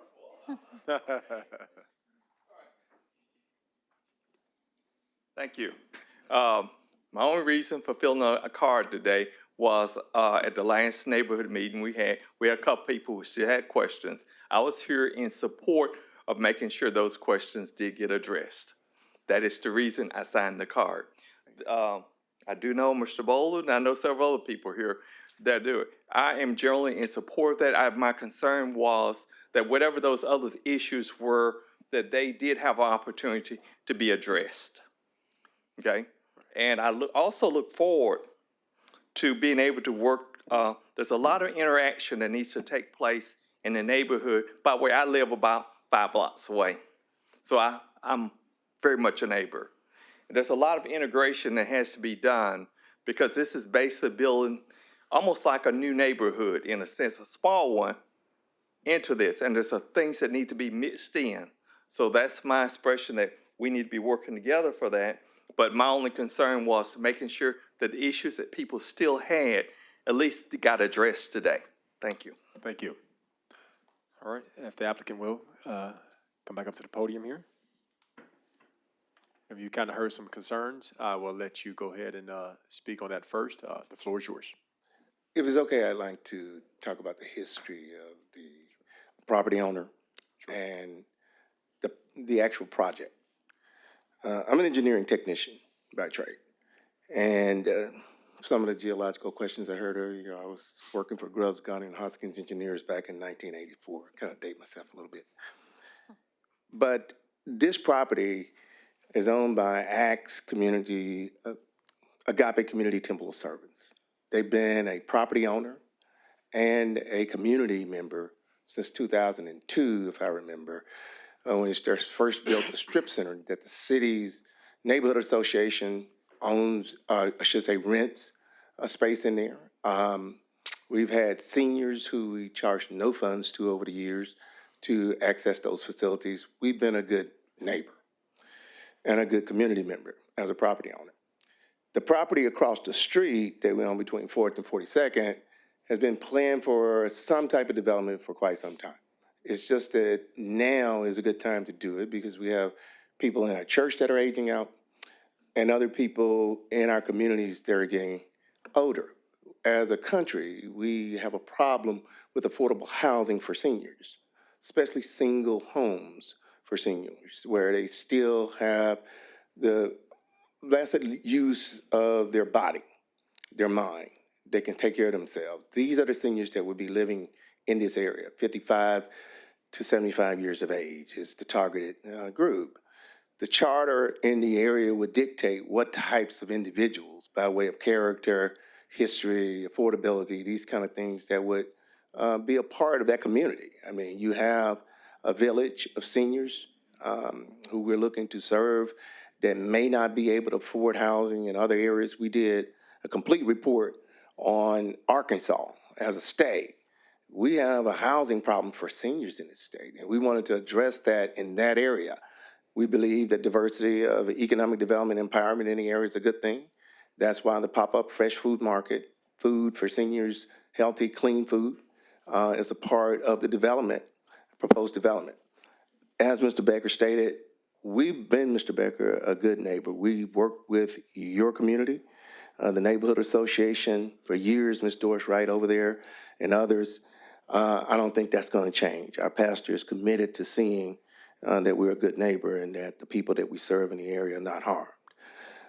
Any of the issues that go to safety, we have a neighborhood organization in that area that serves people who are reentering into our community. I lived in Barrow Road neighborhood for almost 15 years back in the 80s. So I'm familiar with that area off Labette Manor Drive. And then again off 3120 Hope, where my brother still lives and is a resident and owns a home there. So I'm not unfamiliar with the neighborhood and the kinds of things that have went on over the years. However, I don't see this particular development proposing any kind of threat of safety to the neighborhood. And I think those individuals, because of the way that we plan to manage the neighborhood with security 24/7, there will be security on site to help ensure that those seniors are safe. And it's a managed type living condition where the walkable spaces that even connect back to West Central, long-term planning, areas where they can hang out when the weather is good, gardens that they can maintain, continue to exercise and build healthy living standards as they grow older and a communal effect where they can work together for the greater good. And then the pop-up fresh food market, along with the pop-up market, is something for economic development and empowerment in the area, where community members would have first choice to use that facility as space to sell their wares and goods and things to the community in the area where they live. I think I heard somebody say it's been 20 years since a major development took place on Barrow Road. You've got a church that's been there. The main facility for the worship center is not to add a new church per se. It's a meeting space. It's a worship center as a meeting space, non-discriminatory. The community by design would be inhabiting that space, using it. There are rooms designed in there for training, community development, mentoring, young people, those kinds of things. And so it's a community space is what we're looking at. Something that we can give back to that community where we've been a part of for years and do something with the land that we own over there. All right, good deal. With that being said, I would just go ahead and open the floor up to the board and see if they have any questions, comments. Commissioner Russell. So I just want to briefly address staff and the commission about this one. I wanted to speak about this application specifically. This should be the minimum standard that we expect for developments to come before this planning commission. The site plan shows contextual information. It shows a clear path of development. It shows a clear path of what the various uses are, roadways, access, sight lines, fencing, property lines, etc. The elevations of the worship center clearly show a maximum building height. They show, parapet heights, even the residential, I wouldn't necessarily call them tiny homes, but the residential units. It shows a very clear design aesthetic. This is the standard that we should see every single month at this commission. So Quindice, I know you had a hand in this project. Thank you for such a well-crafted design and presentation. That's all I have. Any other questions, comments? Quickly, I'll make a comment just to, I believe it's Mr. Becker. It seems that, I think you mentioned, Mr. Bolden, clearly with only 10 tiny homes with 250 seats in the worship center, the intent is to have a community impact with this operation, correct? Did you say Yes, that? now there are going to be other homes built in the future. We own a lot of property out there. Gotcha. So this is the first phase of a prolonged process over the next decade of building that development out. Will the residents, though, your tiny homes come from across the city? Who's going to be living in these tiny homes? Is it just elderly people or elderly people from? Well, yeah, I mean, these are, again, 55 to 75-year-old individuals, seniors. We're not going to be discriminating against individuals that, from a standpoint of view of who lives there kind of thing by name. However, the charter will allow that you need to be in this age range. These are the kind of rules and guidelines for the community where we don't have an overage of traffic in the neighborhood designed for people who live there. So those are the kind of things that we expect to see. I have a question for staff. If they were to build additional homes in the future, would they have to come back here or they can just build as needed? It depends on where they want to build them and what how the property's platted. I mean, if they buy an entire block of property and decide they want to build one house per lot, then you won't see that. But I think you're building, you're saying you may build or you're going to build in the future on this particular property, right? I mean, if you look at the property outline, we own property all the way from 40 to 42nd Street. Right. So they won't have to come back here. They could just. And by design, again, it depends if they're going to do something similar to the tiny homes where the lots are smaller and don't comply with the typical single family standards. They would do that as a planned development or as a revision to this planned development. So you could see it. It's possible.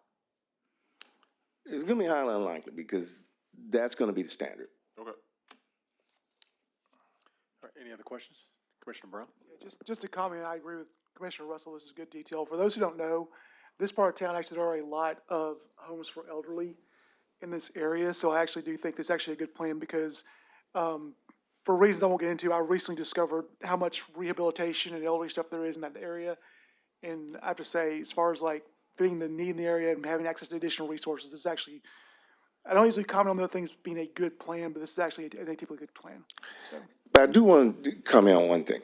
She talked about the streets and the narrowness of the streets. In that area, from Bear Road all the way back to the park, we have narrow road issues because it's never been redeveloped and rebuilt over the years.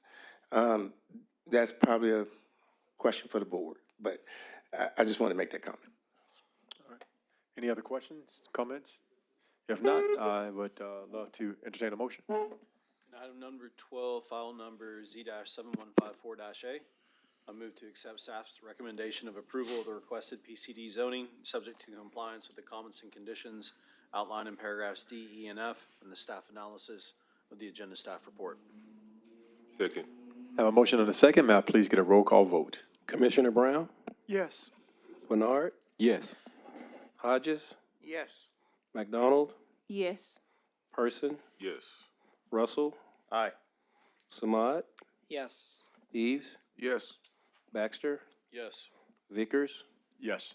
Motion's approved. Motion is approved. Thank Thank you, you very Commissioner. much. Have a great day. Thanks for everybody coming out on this item as well.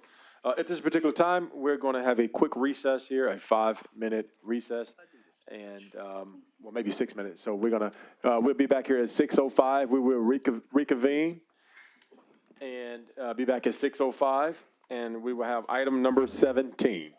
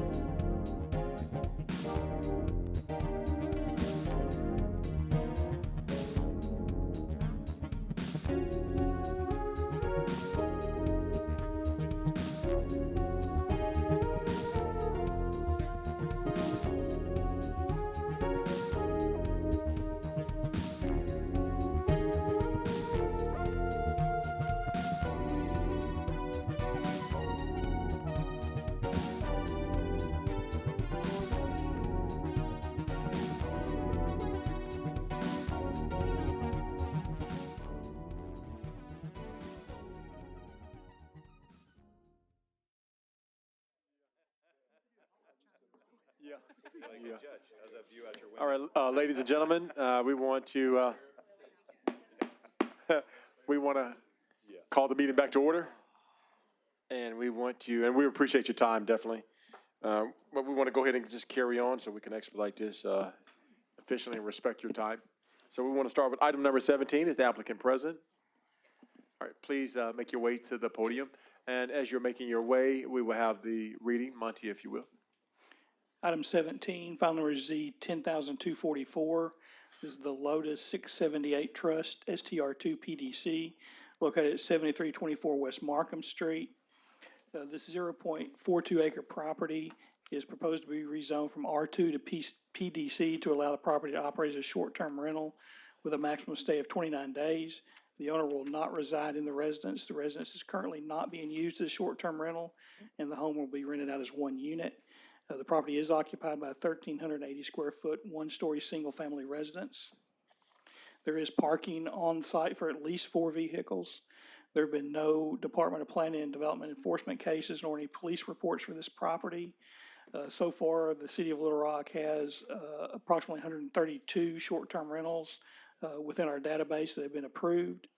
Staff is supportive of the requested rezoning to allow short-term rental 2, and staff recommends approval of the PDC subject to compliance with the comments and conditions outlined in paragraph E and the staff analysis of the agenda staff report. Thank you for the reading. Applicant, please state your name for the record. Becca Swarna. All right, Ms. Warner, you do have one card in opposition. You can speak now, or you can defer your time and come back afterwards. I'll defer. All right, please have a seat. We do have one card, and I believe, is it Lisa Thomas? Lisa Thomas, thank you. Okay. And you can bring the mic down if you need to. I am a little shorter. Okay, I'm Lisa Thomas, and I'm not sure that I'm truly against this short term. I got this certified letter on Christmas Eve, and as you all know, we're all running on Christmas Eve, and I hadn't had much time to check into all the details, but you did answer one question that there's 132 short-term rentals right now. I don't know how many that are in the area. I'm seeing a lot of new properties sold in the area that are young couples, and I love that. They have children, and you see them walking, and that's all great. But I'm not really sure much about this short-term rental. Like I said, when I got this, I mean, you see these little letters and numbers and rezoning, and you're not really sure what that even means. But I mean, who maintains the property? And what other uses could this be used for? I mean, it's like under 29 days or under. I mean, what else could someone put in there? I just don't know. I don't know all the questions to ask, and I hadn't had time to research it with the holidays. But anyway, those are just a few of my concerns. So there you have it. Thank you so much. And I haven't been here before, and so thank you all. All right. And we have the applicant come back up to the podium here. So at this particular time, this got moved to the regular agenda. It was a consent approval. You've heard an opposition that Mrs. Thomas, she's not really in disagreement, but didn't get the information to later. If you will, you're more than welcome to speak, or I can just go ahead and open the floor up to the board members for any questions for you. Yeah, we've been here a long time, so I'll keep it brief. But go ahead. her concern is definitely valid if people don't know what a short-term rental is or who is the one doing it. So to answer your question, I know I can't address you, but my husband and I are the ones who oversee the management of our properties. We are super hosts, but we also strive to be super neighbors. So people who are within close, who live like immediately next door or behind or across the street or something like that, we make an effort to meet them so that they've got our phone number. They reach out to us if they have any concerns, if they've got family in town who want to stay at one of our properties. The purpose of short-term rentals, we love the city that we live in. We like bringing people here. We have everybody from people passing through because they're moving cross-country to a ton of people who come in for medical purposes. We've got one staying currently who is not at this property, but at one of our houses out in West Little Rock, who their father is getting ready to pass. Another one who's just received a clinical trial approval for their 8-year-old son, and so they just departed this morning from a property in North Little Rock. So that, to answer your question, those are kind of the people that come and go. We are intentionally local to Little Rock, so we live out in West Little Rock, but my husband and I, it's our full-time job, and we do maintain very good observation over the properties that we manage or that we own and oversee that management too. So we watch the cameras, we vet the guests, we don't allow people staying who don't have any prior reviews or who have negative reviews in their review history. And that just gives us the opportunity to reach out and make the decision for ourselves. Do we feel comfortable? If we were the next door neighbor, would we feel comfortable hosting this person beside us? So thank you for your time. Thank you. I'm going to open the floor up to the board with any questions or comments. And if not, love to entertain a motion. Mr. Chair, I move to accept staff's recommendation of approval of the PDC, subject to compliance with the comments and conditions outlined in paragraph E in the staff analysis of the agenda staff report. Second. I have a motion and a second. May I get a roll call vote, please? Commissioner Brown, Yes. Bernard, Yes. Hodges, Yes. McDonald, Yes. Person, Yes. Russell, Aye. Samad, Yes. Eves, Yes. Baxter, Yes. Vickers. Yes. Motion is approved. Motion approved. Thank you very much for coming in. Moving right along to item number 18. Is the applicant present? All right, please make your way to the podium. And while you're doing that, Monty, if you will, provide the reading. Item 18, file number Z9076A. This is the gray short-term rental 2x2 PDC, 1421 Cumberland Street. The applicant is requesting to rezone this 0.16 acre property from PDR to PDC to allow the property to operate as a short-term rental with a maximum stay of 29 days. The home is a 2-unit townhouse, units A and B. Unit B has been utilized as a short-term rental since 2022. Unit A, the property owner will live in that unit part of the year. When the property owner is not there, the request is to have that as a short-term rental also. The property is occupied by a 3,788 square foot, 2-story townhouse, each unit being 1,894 square feet in area. There is existing off-street parking for at least 4 vehicles. There have been no Department of Planning and Development enforcement cases nor any police reports for this property. Staff is supportive of the requested rezoning to allow two short-term rental twos. Staff recommends approval of the PDC subject to compliance with comments and conditions outlined in paragraph E and the staff analysis of the agenda staff report. Thank you, Monty. Applicant, please state your name for the record. My name is Joyce Gray, All right, and Oh, okay. I'll Ms. Gray. defer. Yep. Oh, well, you have one card in opposition. but Yes. Since you said you're going to defer, you can please have a seat right here in Okay. the front. And we have one card, John Norcross. Good evening, Commissioners. I have great news for you tonight. I will not use all 20 minutes that's allotted to me. Very briefly, what I'm going to ask is that this request be put on hold as well as until a study can be conducted in the number of Airbnbs, short-term rentals in the Petaway area.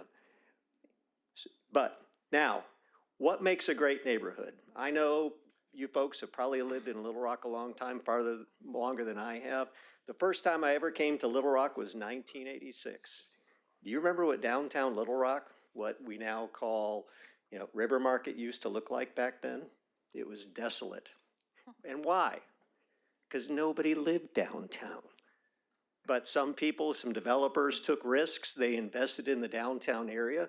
And look at how many people are living downtown and how that has affected the area. Petaway, South Main is a great example. There was a depressed area, if you're familiar with the history of Petaway, but then there were some changes. Property owner died as well, and as well as a tornado came through and cleared out some property. And people took risks to invest in Petaway because, one, it was affordable. It was much cheaper than building homes in Hillcrest or in the Heights. They took risk and they built homes, all kinds of homes. And what happened to the neighborhood? How many people have gone to the restaurants in South Main? Okay, we know what a great neighborhood Petaway is now. But what are neighborhoods built on? It's built on people who are there for each other, who look after each other, who look after each other's property.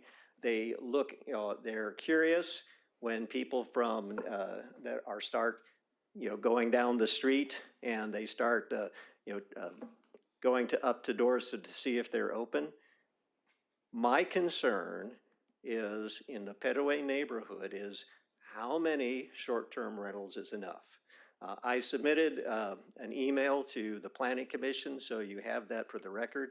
But Around Christmas time, I did a search on Airbnb, VRBO, and just for the period from one January to 28 February, just to see how many properties were available within a half a mile of my home. I live on 15th Street, just down the street from Joyce, who's a wonderful woman and has been a great neighbor. And there were 30 properties listed as being available during that time period. My concern is, one, I think you'll all agree, is the city ordinances having to do with short-term rentals is not very explicit, it's not very broad, and it doesn't consider density. So, and I don't think anyone has a good handle on how many short-term rentals there are in Petaway. I get out, I run a lot, and so I can tell houses that I suspect are short-term rentals. For example, and I included the pictures just down the street from me on 16th Street, there were some very nice, cute little small homes, about maybe 1,000 square feet, probably less. And during Christmas, there were no cars there, okay? Well, then right after Christmas, there were 2 cars, but they also had out-of-state plates. You had the security cameras by the doors. I don't know, but there's a good chance those are short-term rentals as all. My point being is the Planning Commission, the city, needs to better understand how many short-term rentals there are in Petaway before proving any others. This is the second time I've spoken from the front of the Planning Commission about Cumberland specifically. I live in the middle of the block, closer to 16th Street. This is right on the corner of 15th and Cumberland, but I'm right outside that 200 feet limit, so I didn't get a letter. 200 feet's actually not very far. The only reason I knew about this is, although I drive by every single day coming home from work, there was no sign visible. But one day I was running by, just finished a long run, and on the side of the house, I've included the picture, I saw, what's that green sign sticking on the side? And I walked over, and sure enough, there was the as required plan development sign that's required by the city. So, did she put the sign out? Absolutely. Did she have a problem with the wind blew it off the house where it would be clearly prominent that everyone would see? Absolutely. But I don't think the intent was to have a sign that nobody could really see that was not clearly visible. So, I ask that the Planning Commission put this request on hold, because that would be the corner of 16th and Cumberland would be all short-term rentals. Her properties, A and B, directly across the street, on the corner of 15th and Cumberland is a short-term rental, and down the street, 16th and Cumberland is a short-term rental as all. Please, please, please, I beg you, get an idea of what's out there and then somehow figure out what is the right density for short-term rentals. Thank you very much. Thank you. All right, there are not any more cards on display, so we will have the applicant to come back up to the podium. Thank you. Thank you. and you First, kinda- I apologize. I didn't even say good evening. No, go ahead, earlier. the floor is yours. I just want to say I respect Mr. John, I believe his name was, but I'm a good neighbor. I do live in Unit A. My husband and I, we come back and forth. I care for a special need brother. So I am here more often than not. So I live in A. We rent short-term rental on B. We have done that for since the year was mentioned, and we've been superhost for 18 quarters. We respect our neighbors. We visit with our neighbors. We know our neighbors, and we are a neighbor. I'm from Arkansas, so this is home. I have family here. I have brothers, sisters who are there. They check the property when I'm not there. When someone is in there short-term, we definitely know who our renters are. We make sure the rules are all posted. No one is violated. As we said, no one has had a need to report any needs. So the neighbors, I know Kaylee, I know John, I know my neighbors. So when I'm there, we do what neighbors do. We visit and we maintain. So I respectfully disagree that it should be declined because we have shown that we can be a good renter, a good neighbor, and we're residents. Thank you. At this particular time, I'm gonna go ahead and open the floor up to the board. If they have any questions or comments? I'll just say for the record, those two units that he mentioned, those are long-term rentals. The reason people weren't there during Christmas is because they were out of town, and then they came back. So, just to clarify, I live in the neighborhood. I live outside the area of influence, but I live in Petaway. This is my neighborhood. Like, I walk my dogs down 15th and Rock all the time. I thought you was gonna tell me you were psychic, Mr. Russell. Okay, no, I'm just kidding. I know just the kidding. apartments. No, I'm just kidding. Okay, all right. Any other comments or questions? If not, I would love to, Just, go, I'm sorry. just for the information or for the knowledge of the opposition staff, we do have a list of short-term rentals, correct? We do, yes. And then what's the number, where are we at right now of the 500? We are in 132 of 500. And are those addresses, are those publicly available? We keep a list, so yes. And just to further clarify that for the opposition, we actually at one point had a heat map of where they were, and you guys do analyze that. We can, regularly, yes, so, we yeah, have okay. we also have a map that we use, a GIS layer. Go ahead. But also with respect to the number in an area, the code does not address that. The area is the city limits of Little Rock, and the ordinance allows up to 500. There are no separation issues. There's nothing that talks about a number in an area other than that. All right, thanks for that statement. I move to accept staff's recommendation of approval of the PDC, subject to compliance with the comments and conditions outlined in paragraph E in the staff analysis of the agenda staff report and file number Z-9076-A. Second. I have a motion and a second. May I please get a roll call vote, please? Commissioner Brown, Yes. Bernard, Yes. Hodges, Yes. McDonald, Yes. Person, Yes. Russell, Aye. Samad, Yes. Eves, Yes. Baxter, Yes. Vickers. Yes. Motion's approved. All right, the motion is Thank you. approved. Thank you very much, and thank you everybody for coming out on this action item. My first visit, so it wasn't bad. Thank you. Our last item on the agenda is item number 19, is the applicant present. And while the applicant is coming up, Monty, if you will, provide the reading. Item 19, file number Z 10221, the LLTM LLC STR2 PDC located at 220 North Monroe Street. The applicant is requesting to rezone this property from R3 to PDC to allow the property to operate as a short-term rental 2 with a maximum stay of 29 days. The owner will not reside in the residence. The residence is currently vacant and not being used as short-term rental. The property is occupied by an 1,120 square foot, one-story, single-family residence. There is existing off-street parking for approximately 3 vehicles. There have been no Department of Planning and Development enforcement cases nor any police reports on this property. Staff is supportive of the request to rezone for short-term rental. Staff recommends approval of the PDC subject to compliance with comments and conditions outlined in paragraph E and the staff analysis of the agenda staff report. Thank you for the reading. Applicant, would you please state your name for the record? My name is Cheyenne Smock, and I'm speaking on behalf of Beata Rhodes. I'm her agent Okay. for the LLMT, her TM. And your last name again, is that a Smock? Smock. Okay, thank you, Mrs. Smock. Okay, you do have a few cards that are in opposition. If you'd like to speak now, you're more than welcome to, or I'll you can defer. defer your time and speak afterwards, okay? Yeah, I'll defer. All right, Thank you. All right, so we have a few cards. The first card is it Aaron Brunn? If I'm saying it right? Good, defer? All right, perfect. All right, the next one is Megan, and help me with the last name? Pileski. Hi, thank you. All right. Good evening. Good evening. Hey, I'm going to read to stay organized. Thank you. My name is Megan Piletsky, and I live at 2 doors down from the 220 North Monroe property in the Hillcrest Historic District.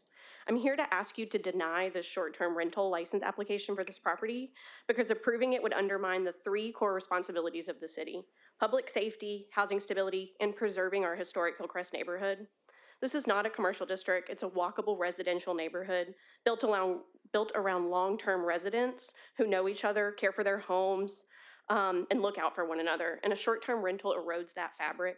This property would join a growing concentration. I understand you addressed that in the last comment, but I'm still concerned with the concentration in this area in a small radius, including one directly across the street. So we do already have an Airbnb directly across the street.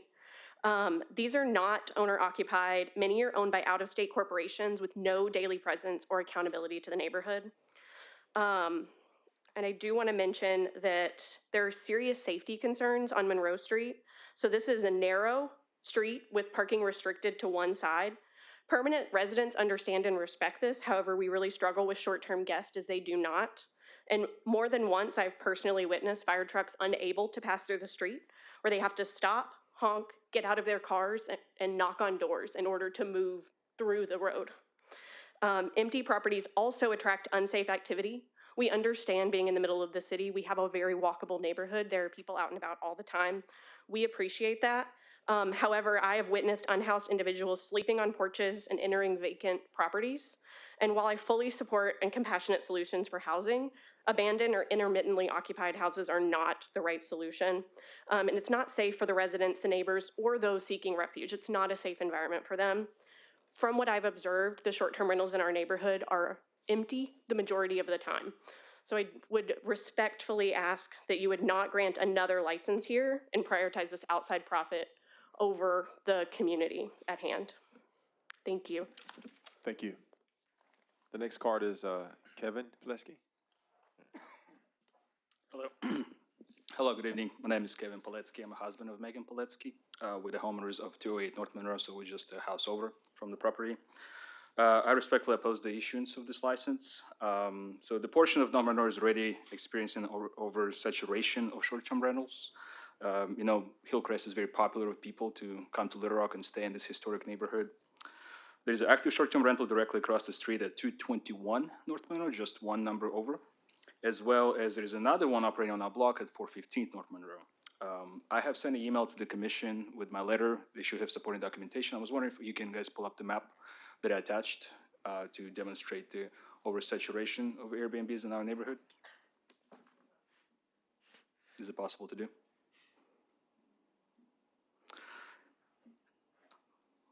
Sorry, we did a staff switch, so I'm not sure where that would be, but.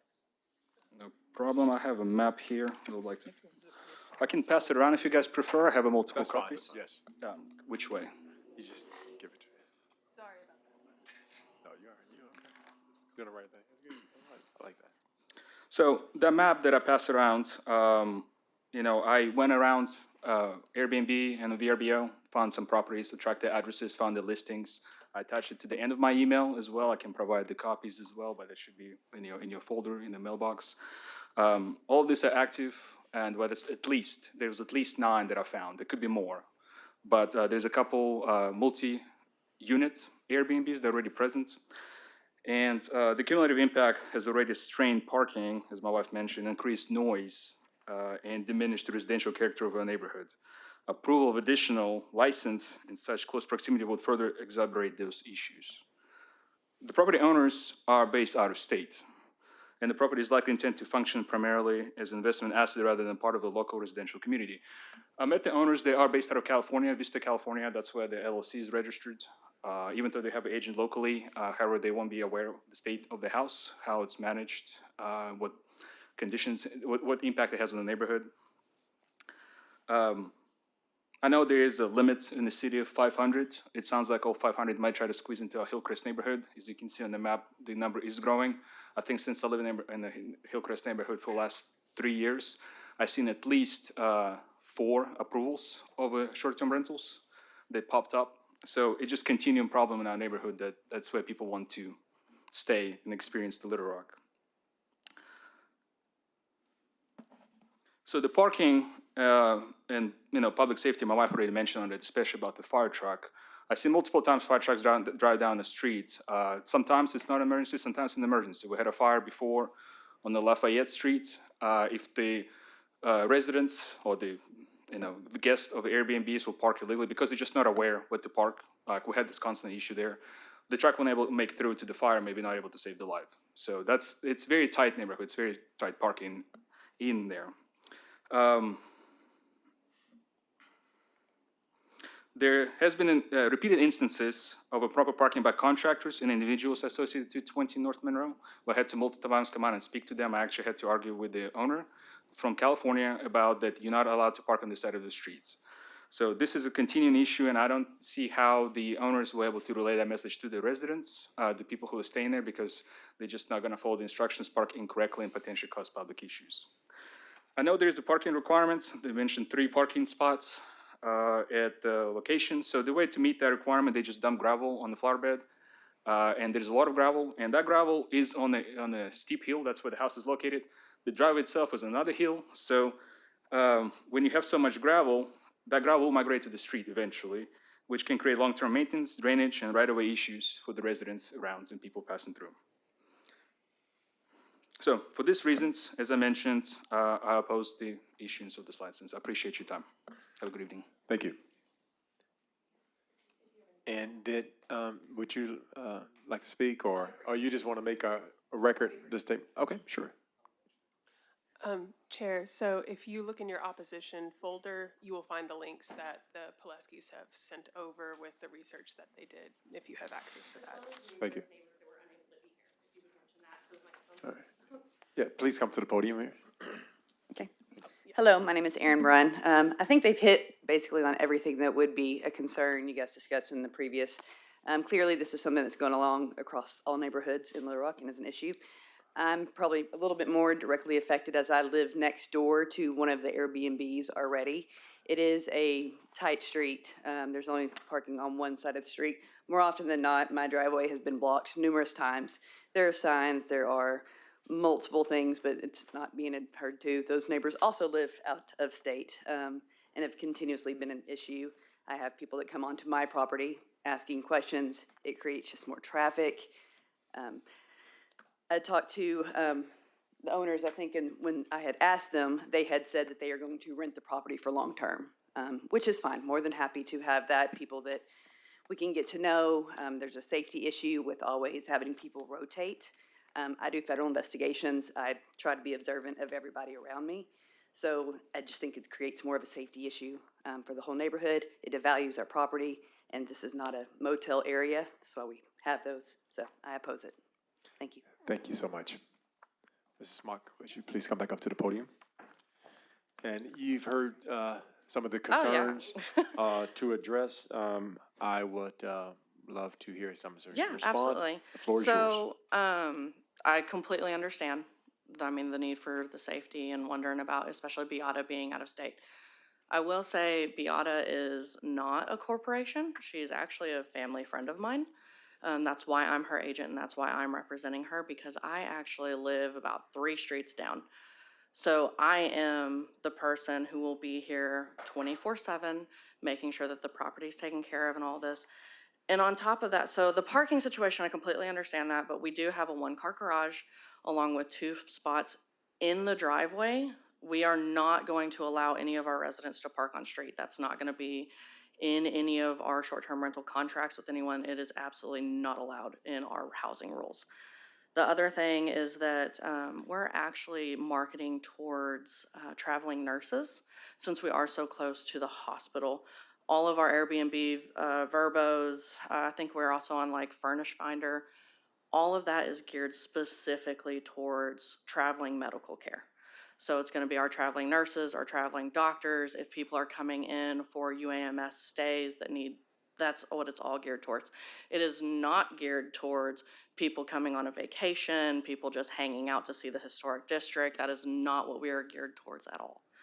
The other thing, once again, yes, Beata is out of state, and yes, she's in California, but everything that she does is local. So her and her family actually lived here for, I think, the past 6 months before they left in December to go back to California. But they stayed here for 6 months to make sure that this rental property and another rental property were taken care of.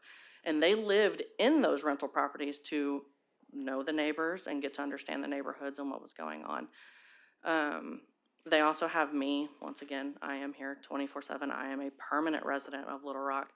And I am the one who comes through and makes sure that the properties are maintained, that they're taken care of. I have access to every single one of the properties, and I will always have access to those properties. All right. Thank you. Well, without further ado, I want to open the floor up to questions or comments from any of the commissioners. Commissioner Brown? Are you a professional manager or are you just a family friend? I guess that's I why I'm am, confused. so I am an agent for her doing, I am paid for by her. She has another professional, like an actual licensed professional management company that does like the fixing of the house and making sure that we're vetting and the backgrounds are being checked for everybody.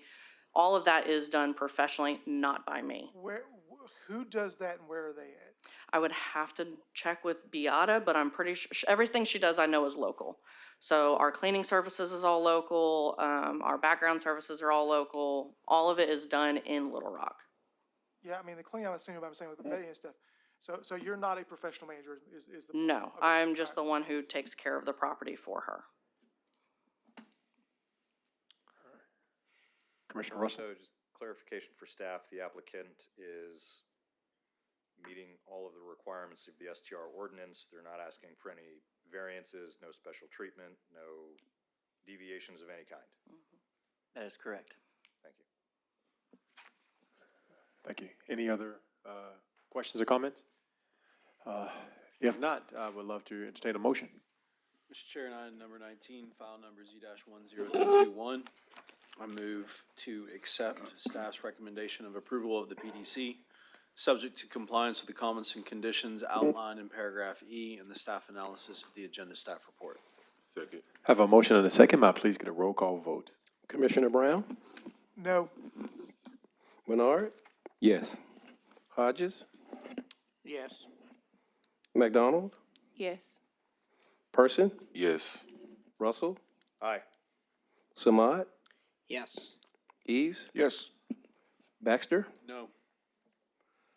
Vickers? Yes. Motion's approved. Thank you. Thank you very much, Actor. Thank you guys for your time. Have a good day. All right. All right. Thank you for ladies and gentlemen for coming out on this issue. And we always appreciate and thank for our citizens and neighbors of the community coming out and addressing these concerns and being a part of our meetings. So moving forward, are there any other public addresses that we need to make? And we always, I will say that we always appreciate our esteemed liaison, Director Ward, for always being supported and a part of it. So we appreciate her time and commitment to our board. All right. And moving forward, if nothing else, we do have election night. This is election night. We have the new elections for the new year of the 2026. We have the elections for chair and co-chair. And I would just like to add that I've really been happy to just serve humbly as your chair for the previous year and just to be a part of this esteemed board. I think we have the best board in the city, but not counting the city board. So I guess with that, we'll start. If there's any nominations for chair, we'll start with chair. I'll nominate Joshua Baxter for chair. Second. Yeah. Any other nominations for chair? All right, and I guess we can do just all, instead of going to roll call, we just say all in favor of Commissioner Baxter as chair? Aye? Aye. Aye. Any nays? Nay. Nay. All right, we got, seemed like we had more ayes than nay. So we have nay for chair, Commissioner Joshua Baxter. Congratulations, sir. The next one here is for co-chair. Any nominations for co-chair? Yes, I nominate Commissioner McDonald. All right, we have a nomination for Commissioner McDonald. Any other nominations? I just want to second the nomination. We have a second nomination for Commissioner McDonald. Yes, second nomination for Commissioner McDonald, excuse me. Any other nominations? If not, I guess it's unanimous. All in favor for co-chair for Commissioner McDonald, in favor? Aye? Aye. Nay? Ayes have it. Congratulations, Commissioner McDonald, for co-chair, and I'm sure that it would be great, and we really respect and appreciate all of our commissioners for this, for doing just a great job and showing up definitely on nights like this and days like this and the beginning of the new year. And we have a statement from Mr. Brad Jordan. Yes, thank you, Commissioner Vickers. I just want to say, just on the record, how thankful we as a staff and as a city are for Commissioner Vickers for his service. I believe he has served as chair for 2 terms. And Wow, he I has, did? Wow. Yeah, and he has done a phenomenal job. We all sitting here and we see all the emotion that sometimes is felt here in this room. And you have handled yourself in very professional manner, and we admire you greatly. And I just want to Thank you very much, Brad. When I took up on chair, my hair and beard was all black. So now I got some gray hair. So, but seriously, I thank you all so much. It was definitely fun, and I look forward to our new chair and co-chair here to keep progressing and making the board just progress even higher. So, I guess if there's nothing else, is there anything else need to be stated for the evening? And also just, definitely thank, again, when I say staff, we do include Sean over there as staff as well. We know you do a great job, and I know you fight for us every day. And so you're not going unnoticed. Hopefully we can get you viral again this year. He has 3.2 million views in county. Just okay. With that being said, if there's nothing else, this meeting is adjourned.